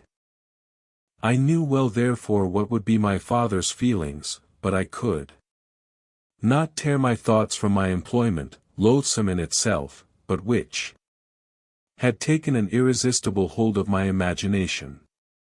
I wished, as it were, to procrastinate all that related to my feelings of affection, until the great object, which swallowed up every habit of my nature, should be completed. I then thought that my father would be unjust if he ascribed my neglect to vice or faultiness on my part, but I am now convinced that he was justified in conceiving that I should not be altogether free from blame. A human being in perfection ought always to preserve a calm and peaceful mind and never to allow passion or a transitory desire to disturb his tranquility. I do not think that the pursuit of knowledge is an exception to this rule. If the study to which you apply yourself has a tendency to weaken your affections and to destroy your taste for those simple pleasures in which no alloy can possibly mix, then that study is certainly unlawful, that is to say, not befitting the human mind. If this rule were always observed, if no man allowed any pursuit whatsoever to interfere with the tranquility of his domestic affections, Greece had not been enslaved, Caesar would have spared his country, America would have been discovered more gradually, and the empires of Mexico and Peru had not been destroyed. But I forget that I am moralizing in the most interesting part of my tale, and your looks remind me to proceed. My father made no reproach in his letters and only took notice of my silence by inquiring into my occupations more particularly than before. Winter, spring, and summer passed away during my labors, but I did not watch the blossom or the expanding leaves, sights which before always yielded me supreme delight, so deeply was I engrossed in my occupation. The leaves of that year had withered before my work drew near to a close, and now every day showed me more plainly how well I had succeeded. But my enthusiasm was checked by my anxiety, and I appeared rather like one doomed by slavery to toil in the mines, or any other unwholesome trade than an artist occupied by his favorite employment. Every night I was oppressed by a slow fever, and I became nervous to a most painful degree. The fall of a leaf startled me, and I shunned my fellow creatures as if I had been guilty of a crime. Sometimes I grew alarmed at the wreck I perceived that I had become. The energy of my purpose alone sustained me. My labors would soon end, and I believed that exercise and amusement would then drive away incipient disease, and I promised myself both of these when my creation should be complete. Chapter 5. It was on a dreary night of November that I beheld the accomplishment of my toils. With an anxiety that almost amounted to agony, I collected the instruments of life around me, that I might infuse a spark of being into the lifeless thing that lay at my feet.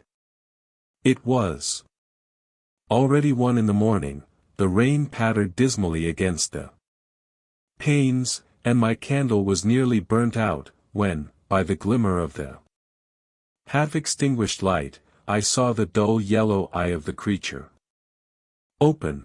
It breathed hard, and a convulsive motion agitated its limbs. How can I describe my emotions at this catastrophe, or how delineate the wretch whom with such infinite pains and care I had endeavored to form? His limbs were in proportion, and I had selected his features as beautiful. Beautiful. Great God!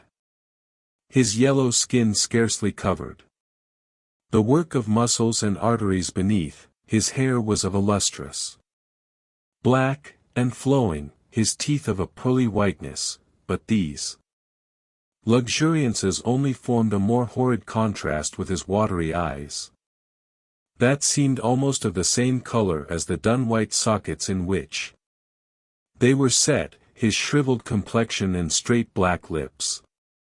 The different accidents of life are not so changeable as the feelings of human nature. I had worked hard for nearly 2 years, for the sole purpose of infusing life into an inanimate body. For this I had deprived myself of rest and health. I had desired it with an ardor that far exceeded moderation, but now that I had finished, the beauty of the dream vanished, and breathless horror and disgust filled my heart. Unable to endure the aspect of the being I had created, I rushed out of the room and continued a long time traversing my bedchamber, unable to compose my mind to sleep.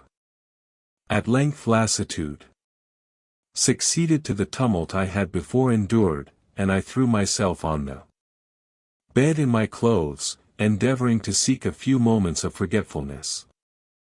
But it was in vain. I slept, indeed, but I was disturbed by the wildest dreams. I thought I saw Elizabeth, in the bloom of health, walking in the streets of Ingolstadt. Delighted and surprised, I embraced her. But as I imprinted the first kiss on her lips, they became livid with the hue of death, her features appeared to change, and I thought that I held the corpse of my dead mother in my arms. A shroud enveloped her form, and I saw the grave worms crawling in the folds of the flannel. I started from my sleep with horror, a cold dew covered my forehead, my teeth chattered, and every limb became convulsed, when, by the dim and yellow light of the moon, as it forced its way through the window shutters, I beheld the wretch, the miserable monster whom I had created. He held up the curtain of the bed, and his eyes, if eyes they may be called, were fixed on me. His jaws opened, and he muttered some inarticulate sounds, while a grin wrinkled his cheeks. He might have spoken, but I did not hear. One hand was stretched out, seemingly to detain me, but I escaped and rushed downstairs.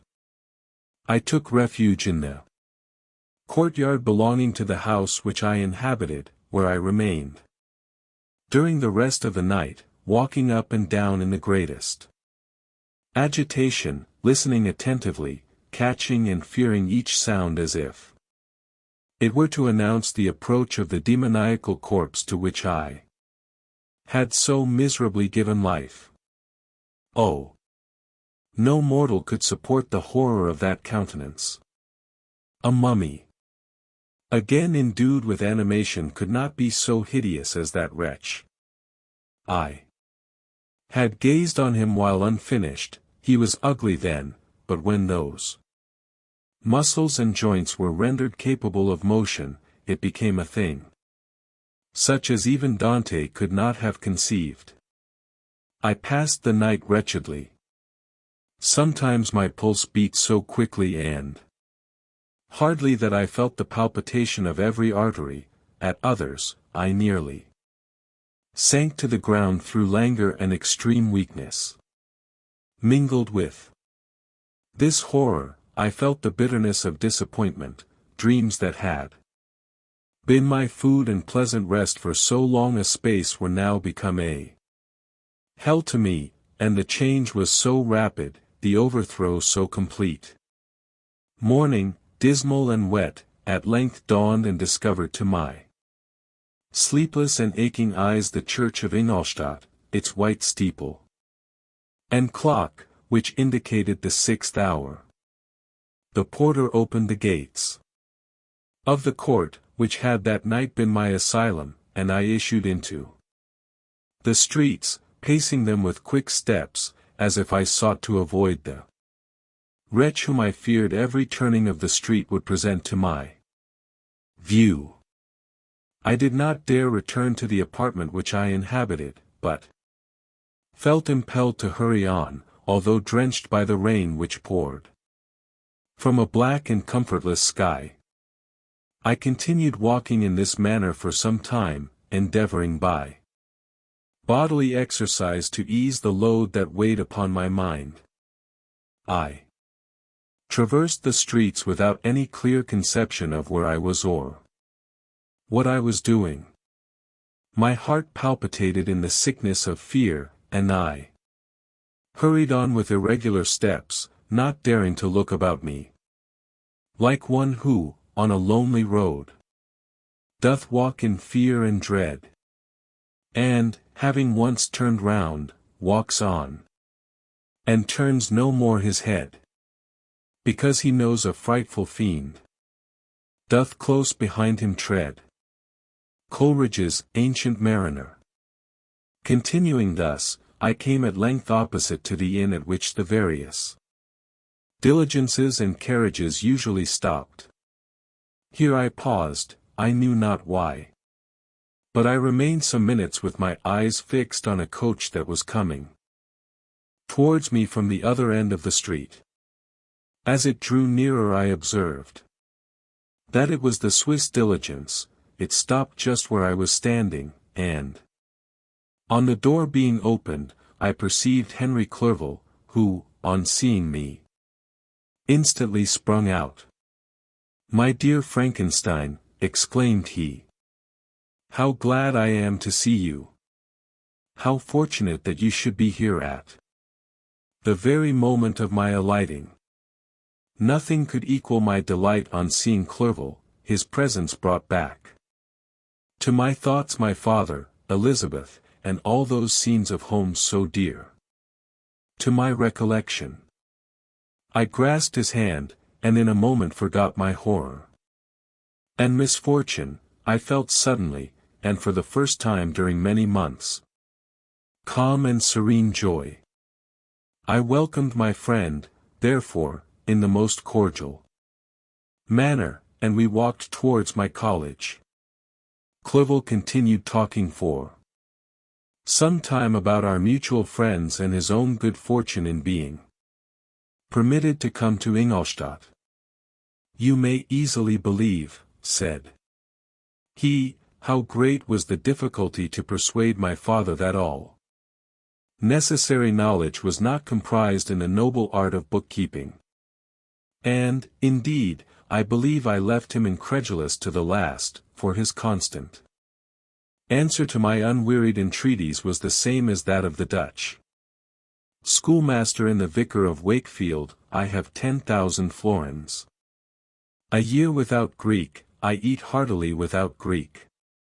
But his affection for me at length overcame his dislike of learning, and he has permitted me to undertake a voyage of discovery to the land of knowledge. It gives me the greatest delight to see you, but tell me how you left my father, brothers, and Elizabeth. "Very well, and very happy, only a little uneasy that they hear from you so seldom. By the by, I mean to lecture you a little upon their account myself. But, my dear Frankenstein," continued he, stopping short and gazing full in my face, "I did not before remark how very ill you appear, so thin and pale. You look as if you had been watching for several nights." "You have guessed right. I have lately been so deeply engaged in one occupation that I have not allowed myself sufficient rest, as you see. But I hope, I sincerely hope, that all these employments are now at an end and that I am at length free." I trembled excessively. I could not endure to think of, and far less to allude to, the occurrences of the preceding night. I walked with a quick pace, and we soon arrived at my college.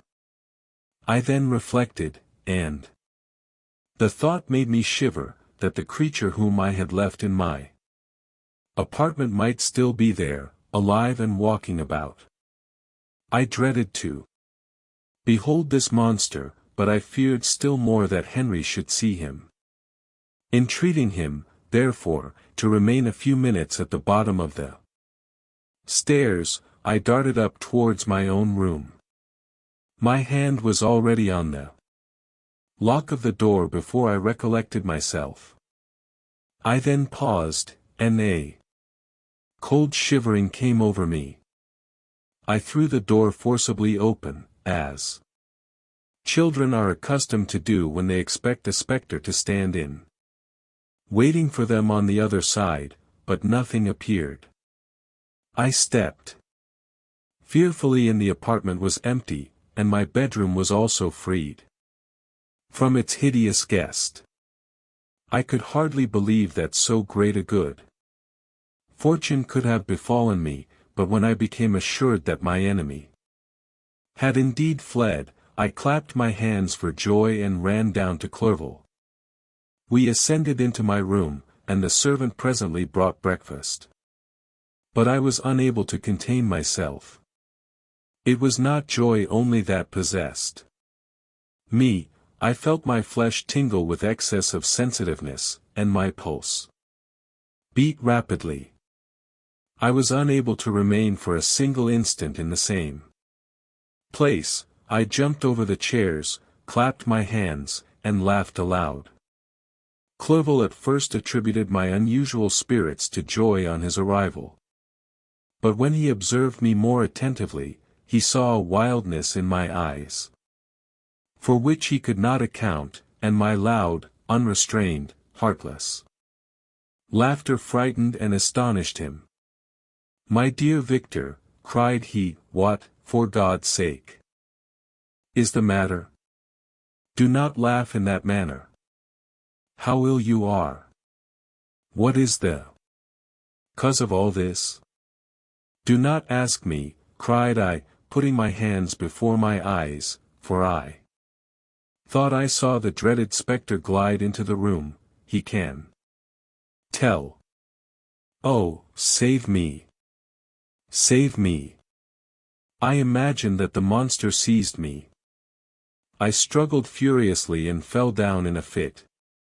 Poor Clerval! What must have been his feelings?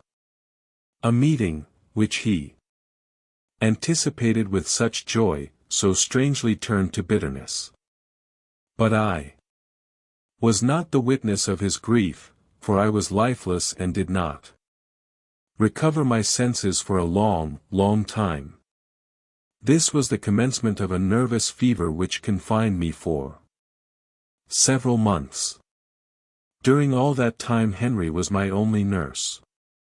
I afterwards learned that, knowing my father's advanced age and unfitness for so long a journey, and how wretched my sickness would make Elizabeth, he spared them this grief by concealing the extent of my disorder. He knew that I could not have a more kind and attentive nurse than himself, and, firm in the hope he felt of my recovery, he did not doubt that, instead of doing harm, he performed the kindest action that he could towards them. But I was in reality very ill, and surely nothing but the unbounded and unremitting attentions of my friend could have restored me to life. The form of the monster on whom I had bestowed existence was forever before my eyes, and I raved incessantly concerning him. Doubtless my words surprised Henry. He at first believed them to be the wanderings of my disturbed imagination, but the pertinacity with which I continually recurred to the same subject persuaded him that my disorder indeed owed its origin to some uncommon and terrible event. By very slow degrees, and with frequent relapses that alarmed and grieved my friend, I recovered. I remember the first time I became capable of observing outward objects with any kind of pleasure. I perceived that the fallen leaves had disappeared and that the young buds were shooting forth from the trees that shaded my window. It was a divine spring, and the season contributed greatly to my convalescence. I felt also sentiments of joy and affection revive in my bosom, my gloom disappeared, and in a short time I became as cheerful as before I was attacked by the fatal passion. "Dearest Clerval," exclaimed I, "how kind, how very good you are to me. This whole winter, instead of being spent in study, as you promised yourself, has been consumed in my sick room. How shall I ever repay you?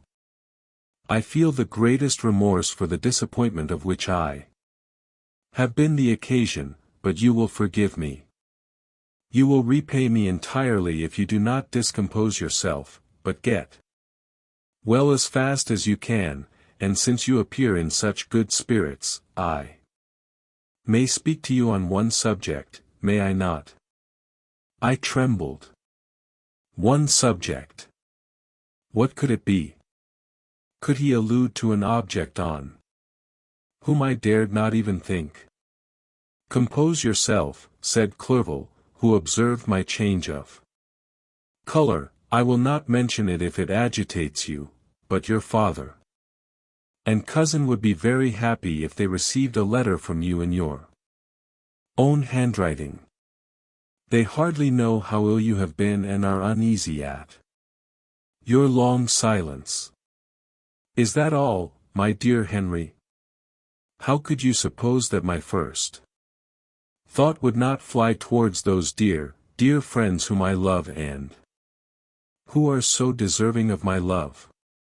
If this is your present temper, my friend, you will perhaps be glad to see a letter that has been lying here some days for you. It is from your cousin, I believe.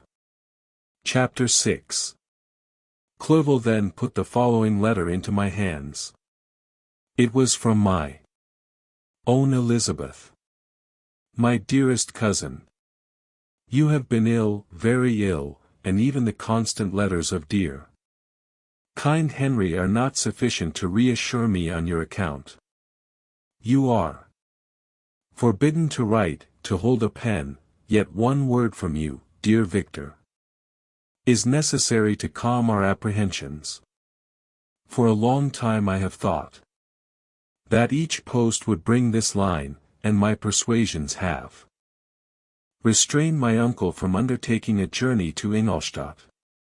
I have prevented his encountering the inconveniences and perhaps dangers of so long a journey, yet how often have I regretted not being able to perform it myself.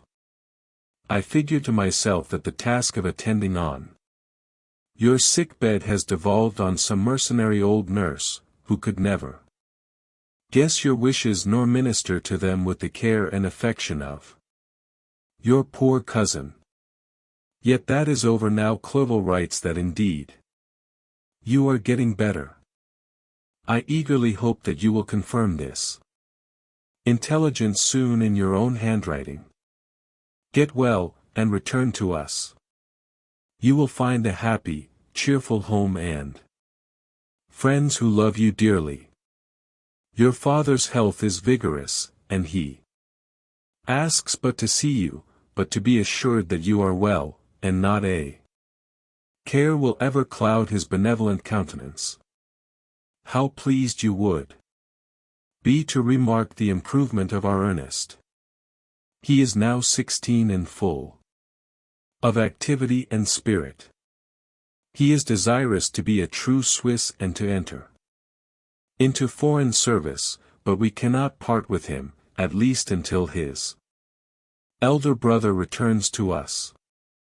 My uncle is not pleased with the idea of a military career in a distant country, but Ernest never had your powers of application. He looks upon study as an odious fetter. His time is spent in the open air, climbing the hills or rowing on the lake. I fear that he will become an idler unless we yield the point and permit him to enter on the profession which he has selected. Little alteration, except the growth of our dear children, has taken place since you left us. The blue lake and snow-clad mountains, they never change, and I think our placid home and our contented hearts are regulated by the same immutable laws. My trifling occupations take up my time and amuse me, and I am rewarded for any exertions by seeing none but happy, kind faces around me. Since you left us, but one change has taken place in our little household. Do you remember on what occasion Justine Moritz entered our family? Probably you do not. I will relate her history, therefore, in a few words. Madame Moritz, her mother, was a widow with 4 children, of whom Justine was the third. This girl had always been the favorite of her father, but through a strange perversity, her mother could not endure her, and after the death of M. Moritz, treated her very ill. My aunt observed this, and when Justine was 12 years of age, prevailed on her mother to allow her to live at our house. The republican institutions of our country have produced simpler and happier manners than those which prevail in the great monarchies that surround it. Hence there is less distinction between the several classes of its inhabitants, and the lower orders, being neither so poor nor so despised, their manners are more refined and moral. A servant in Geneva does not mean the same thing as a servant in France and England. Justine, thus received in our family, learned the duties of a servant, a condition which, in our fortunate country, does not include the idea of ignorance and a sacrifice of the dignity of a human being. Justine, you may remember, was a great favorite of yours, and I recollect you once remarked that if you were in an ill humor, one glance from Justine could dissipate it, for the same reason that Ariosto gives concerning the beauty of Angelica, she looked so frank-hearted and happy. My aunt conceived a great attachment for her, by which she was induced to give her an education superior to that which she had at first intended. This benefit was fully repaid. Justine was the most grateful little creature in the world. I do not mean that she made any professions. I never heard one pass her lips, but you could see by her eyes that she almost adored her protectress. Although her disposition was gay and in many respects inconsiderate, yet she paid the greatest attention to every gesture of my aunt. She thought her the model of all excellence and endeavored to imitate her phraseology and manners, so that even now she often reminds me of her. When my dearest aunt died, everyone was too much occupied in their own grief to notice poor Justine, who had attended her during her illness with the most anxious affection. Poor Justine was very ill, but other trials were reserved for her. One by one, her brothers and sister died, and her mother, with the exception of her neglected daughter, was left childless.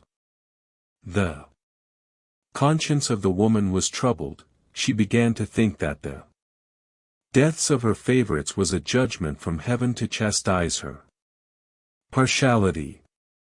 She was a Roman Catholic, and I believe her confessor confirmed the idea which she had conceived. Accordingly, a few months after your departure for Ingolstadt, Justine was called home by her repentant mother. Poor girl!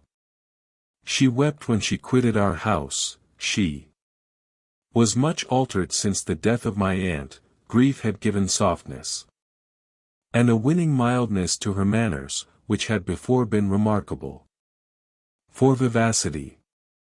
Nor was her residence at her mother's house of a nature to restore her gaiety.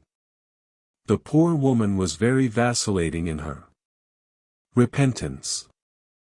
She sometimes begged Justine to forgive her unkindness, but much oftener accused her of having caused the deaths of her brothers and sister. Perpetual fretting at length threw Madame Moritz into a decline, which at first increased her irritability, but she is now at peace forever. She died on the first approach of cold weather, at the beginning of this last winter. Justine has just returned to us, and I assure you I love her tenderly. She is very clever and gentle, and extremely pretty. As I mentioned before, her mien and her expression continually remind me of my dear aunt. I must say also a few words to you, my dear cousin, of little darling William. I wish you could see him. He is very tall of his age, with sweet laughing blue eyes, dark eyelashes, and curling hair. When he smiles, two little dimples appear on each cheek, which are rosy with health. He has already had one or two little wives, but Louisa Byron is his favorite, a pretty little girl of 5 years of age. Now, dear Victor, I dare say you wish to be indulged in a little gossip concerning the good people of Geneva. The pretty Miss Mansfield has already received the congratulatory visits on her approaching marriage with a young Englishman, John Melbourne, Esq. Her ugly sister, Manon, married M. de Villard, the rich banker, last autumn. Your favorite schoolfellow, Louis Manoyer, has suffered several misfortunes since the departure of Clerval from Geneva. But he has already recovered his spirits, and is reported to be on the point of marrying a lively pretty Frenchwoman, Madame Tavernier. She is a widow, and much older than Manoyer, but she is very much admired, and a favorite with everybody. I have written myself into better spirits, dear cousin, but my anxiety returns upon me as I conclude. Write, dearest Victor, 1 line, 1 word will be a blessing to us. 10,000 thanks to Henry for his kindness, his affection, and his many letters. We are sincerely grateful. Adieu. My cousin, take care of yourself, and, I entreat you, write. Elizabeth Lavenza. Geneva, March 18, 17. Dear, dear Elizabeth, I exclaimed, when I had read her letter, I will write instantly and relieve them from the anxiety they must feel. I wrote, and this exertion greatly fatigued me, but my convalescence had commenced, and proceeded regularly. In another fortnight I was able to leave my chamber. One of my first duties on my recovery was to introduce Clerval to the several professors of the university. In doing this, I underwent a kind of rough usage, ill-befitting the wounds that my mind had sustained.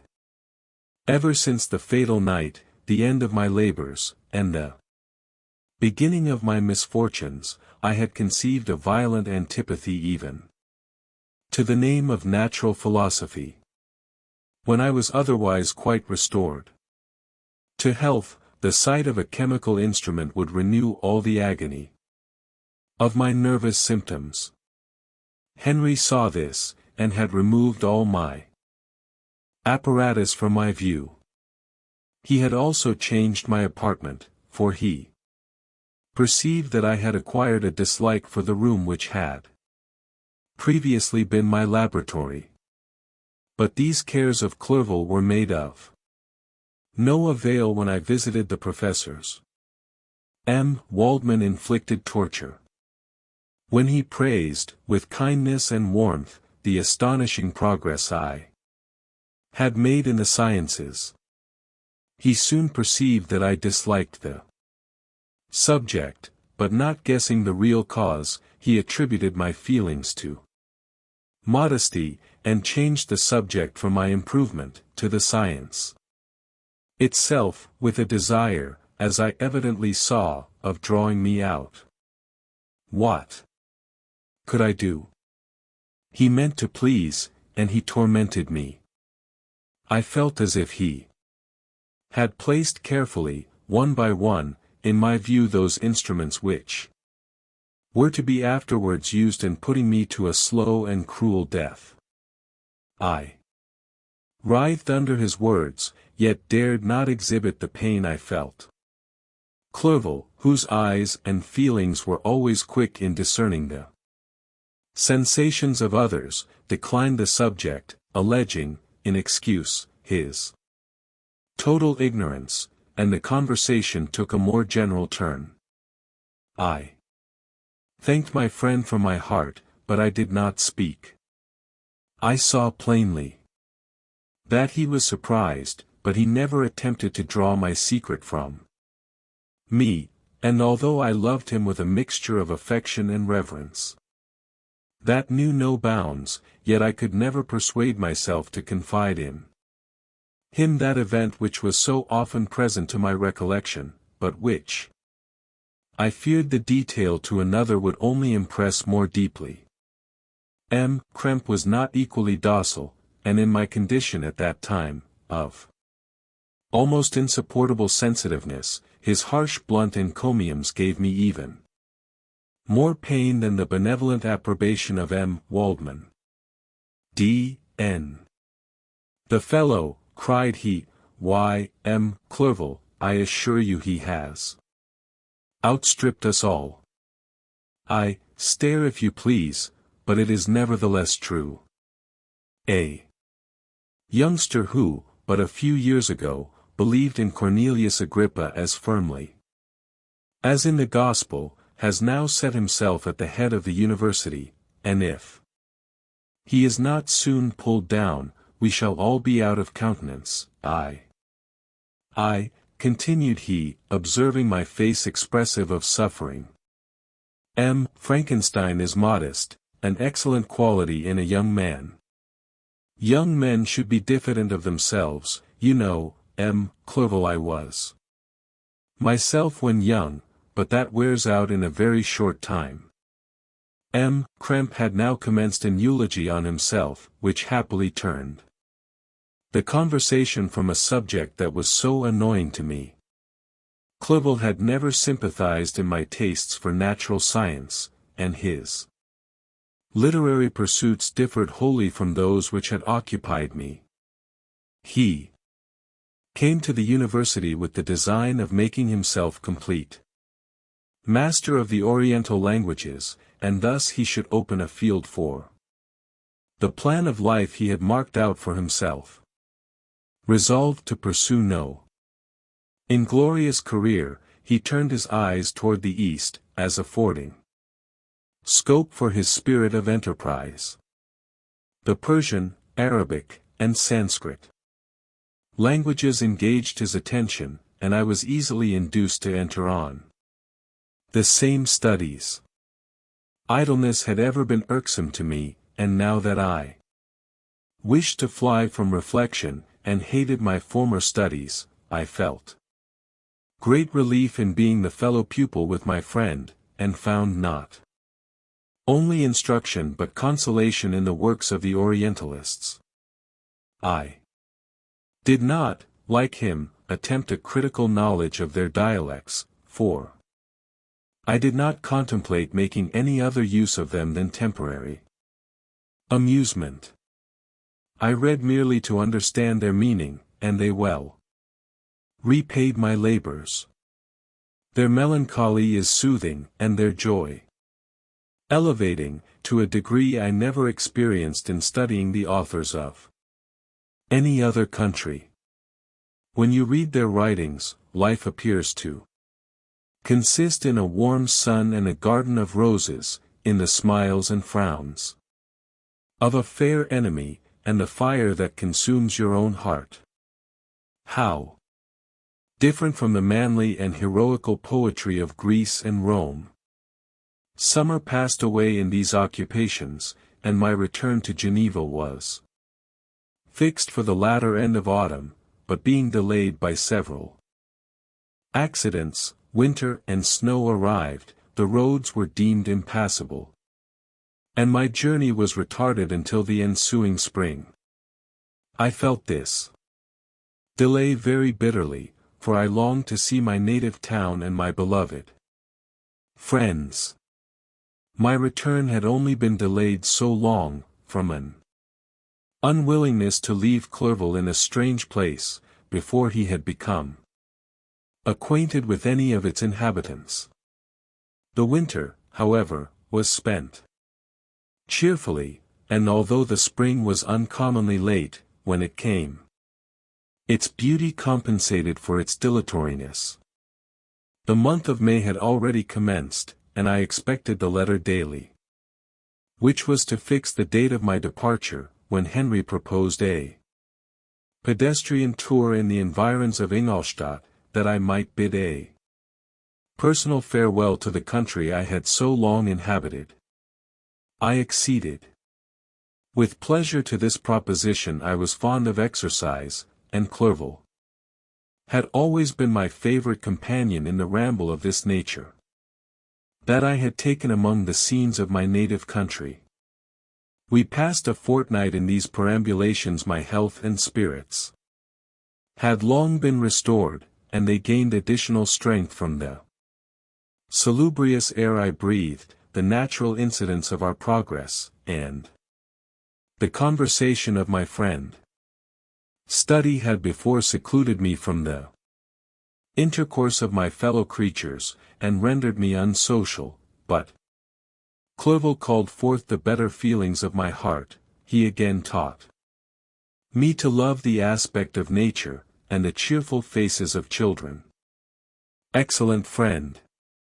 How sincerely you did love me, and endeavor to elevate my mind until it was on a level with your own. A selfish pursuit had cramped and narrowed me, until your gentleness and affection warmed and opened my senses. I became the same happy creature who, a few years ago, loved and beloved by all, had no sorrow or care. When happy, inanimate nature had the power of bestowing on me the most delightful sensations. A serene sky and verdant fields filled me with ecstasy. The present season was indeed divine. The flowers of spring bloomed in the hedges, while those of summer were already in bud. I was undisturbed by thoughts which during the preceding year had pressed upon me, notwithstanding my endeavors to throw them off, with an invincible burden. Henry rejoiced in my gaiety, and sincerely sympathized in my feelings. He exerted himself to amuse me, while he expressed the sensations that filled his soul. The resources of his mind on this occasion were truly astonishing. His conversation was full of imagination, and very often, in imitation of the Persian and Arabic writers, he invented tales of wonderful fancy and passion. At other times he repeated my favorite poems, or drew me out into arguments, which he supported with great ingenuity. We returned to our college on a Sunday afternoon. The peasants were dancing, and every one we met appeared gay and happy. My own spirits were high, and I bounded along with feelings of unbridled joy and hilarity. Chapter 7. On my return, I found the following letter from my father. My dear Victor, you have probably waited impatiently for a letter to fix the date of your return to us, and I was at first tempted to write only a few lines, merely mentioning the day on which I should expect you. But that would be a cruel kindness, and I dare not do it. What would be your surprise, my son, when you expected a happy and glad welcome, to behold, on the contrary, tears and wretchedness? And how, Victor, can I relate our misfortune? Absence cannot have rendered you callous to our joys and griefs, and how shall I inflict pain on my long absent son? I wish to prepare you for the woeful news, but I know it is impossible. Even now your eye schemes over the page to seek the words which are to convey to you the horrible tidings. William is dead, that sweet child, whose smiles delighted and warmed my heart, who was so gentle, yet so gay. Victor, he is murdered. I will not attempt to console you, but will simply relate the circumstances of the transaction. Last Thursday, May 7th, I, my niece, and your 2 brothers, went to walk in Plainpalais. The evening was warm and serene, and we prolonged our walk farther than usual. It was already dusk before we thought of returning, and then we discovered that William and Ernest, who had gone on before, were not to be found. We accordingly rested on a seat until they should return.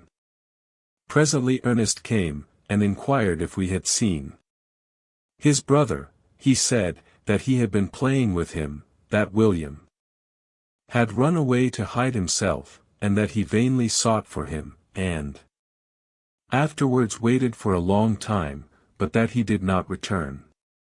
This account rather alarmed us, and we continued to search for him until night fell, when Elizabeth conjectured that he might have returned to the house. He was not there. We returned again, with torches, for I could not rest, when I thought that my sweet boy had lost himself, and was exposed to all the damps and dews of night. Elizabeth also suffered extreme anguish. About 5 in the morning I discovered my lovely boy, whom the night before I had seen blooming and active in health, stretched on the grass livid and motionless. The print of the murderer's finger was on his neck. He was conveyed home, and the anguish that was visible in my countenance betrayed the secret to Elizabeth. She was very earnest to see the corpse.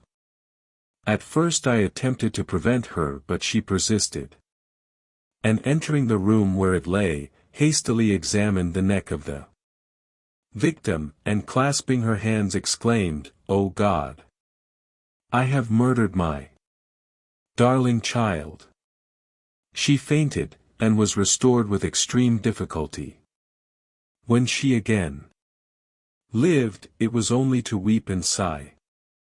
She told me, that same evening William had teased her to let him wear a very valuable miniature that she possessed of your mother. This picture is gone, and was doubtless the temptation which urged the murderer to the deed. We have no trace of him at present, although our exertions to discover him are unremitted, but they will not restore my beloved William. Come, dearest Victor, you alone can console Elizabeth. She weeps continually, and accuses herself unjustly as the cause of his death. Her words pierce my heart. We are all unhappy, but will not that be an additional motive for you, my son, to return and be our comforter? Your dear mother. Alas, Victor. I now say, thank God she did not live to witness the cruel, miserable death of her youngest darling. Come, Victor, not brooding thoughts of vengeance against the assassin, but with feelings of peace and gentleness, that will heal, instead of festering, the wounds of our minds. Enter the house of mourning, my friend, but with kindness and affection for those who love you, and not with hatred for your enemies. Your affectionate and afflicted father, Alphonse Frankenstein. Geneva, May 12, 17. Clerval, who had watched my countenance as I read this letter, was surprised to observe the despair that succeeded the joy I at first expressed on receiving news from my friends. I threw the letter on the table, and covered my face with my hands.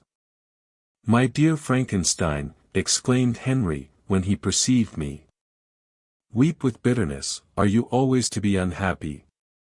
My dear friend. What has happened?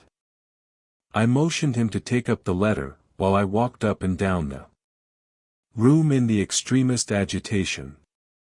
Tears also gushed from the eyes of Clerval, as he read the account of my misfortune. "I can offer you no consolation, my friend," said he. "Your disaster is irreparable. What do you intend to do?" "To go instantly to Geneva. Come with me, Henry, to order the horses." During our walk, Clerval endeavored to say a few words of consolation. He could only express his heartfelt sympathy. "Poor William," said he. "Dear lovely child, he now sleeps with his angel mother. Who that had seen him bright and joyous in his young beauty, but must weep over his untimely loss. To die so miserably, to feel the murderer's grasp. How much more a murder that could destroy radiant innocence. Poor little fellow. One only consolation have we, his friends mourn and weep, but he is at rest. The pang is over, his sufferings are at an end for ever. A sod covers his gentle form, and he knows no pain. He can no longer be a subject for pity, we must reserve that for his miserable survivors." Clerval spoke thus as we hurried through the streets. The words impressed themselves on my mind and I remembered them afterwards in solitude. But now, as soon as the horses arrived, I hurried into a cabriolet, and bade farewell to my friend. My journey was very melancholy. At first I wished to hurry on, for I longed to console and sympathize with my loved and sorrowing friends, but when I drew near my native town, I slackened my progress. I could hardly sustain the multitude of feelings that crowded into my mind. I passed through scenes familiar to my youth, but which I had not seen for nearly 6 years. How altered everything might be during that time. One sudden and desolating change had taken place, but 1,000 little circumstances might have by degrees worked other alterations, which, although they were done more tranquilly, might not be the less decisive.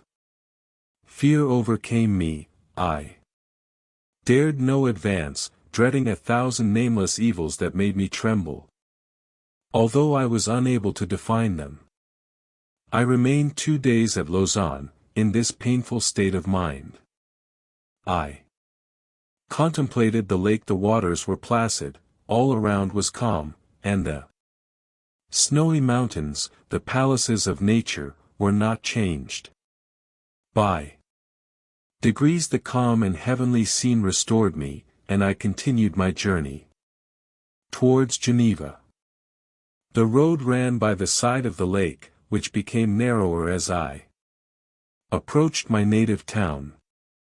I discovered more distinctly the black sides of Jura, and the bright summit of Mont Blanc. I wept like a child. Dear mountains! My own beautiful lake! How do you welcome your wanderer? Your summits are clear, the sky and lake are blue and placid. Is this to prognosticate peace, or to mock at my unhappiness? I fear, my friend, that I shall render myself tedious by dwelling on these preliminary circumstances, but they were days of comparative happiness, and I think of them with pleasure. My country, my beloved country! Who but a native can tell the delight I took in again beholding thy streams, thy mountains, and, more than all, thy lovely lake? Yet, as I drew nearer home, grief and fear again overcame me. Night also closed around, and when I could hardly see the dark mountains, I felt still more gloomily. The picture appeared a vast and dim scene of evil, and I foresaw obscurely that I was destined to become the most wretched of human beings. Alas! I prophesied truly, and failed only in one single circumstance, that in all the misery I imagined and dreaded, I did not conceive the 100th part of the anguish I was destined to endure. It was completely dark when I arrived in the environs of Geneva. The gates of the town were already shut, and I was obliged to pass the night at Secheron, a village at the distance of half a league from the city. The sky was serene, and, as I was unable to rest, I resolved to visit the spot where my poor William had been murdered. As I could not pass through the town, I was obliged to cross the lake in a boat to arrive at Plainpalais. During this short voyage I saw the lightning playing on the summit of Mont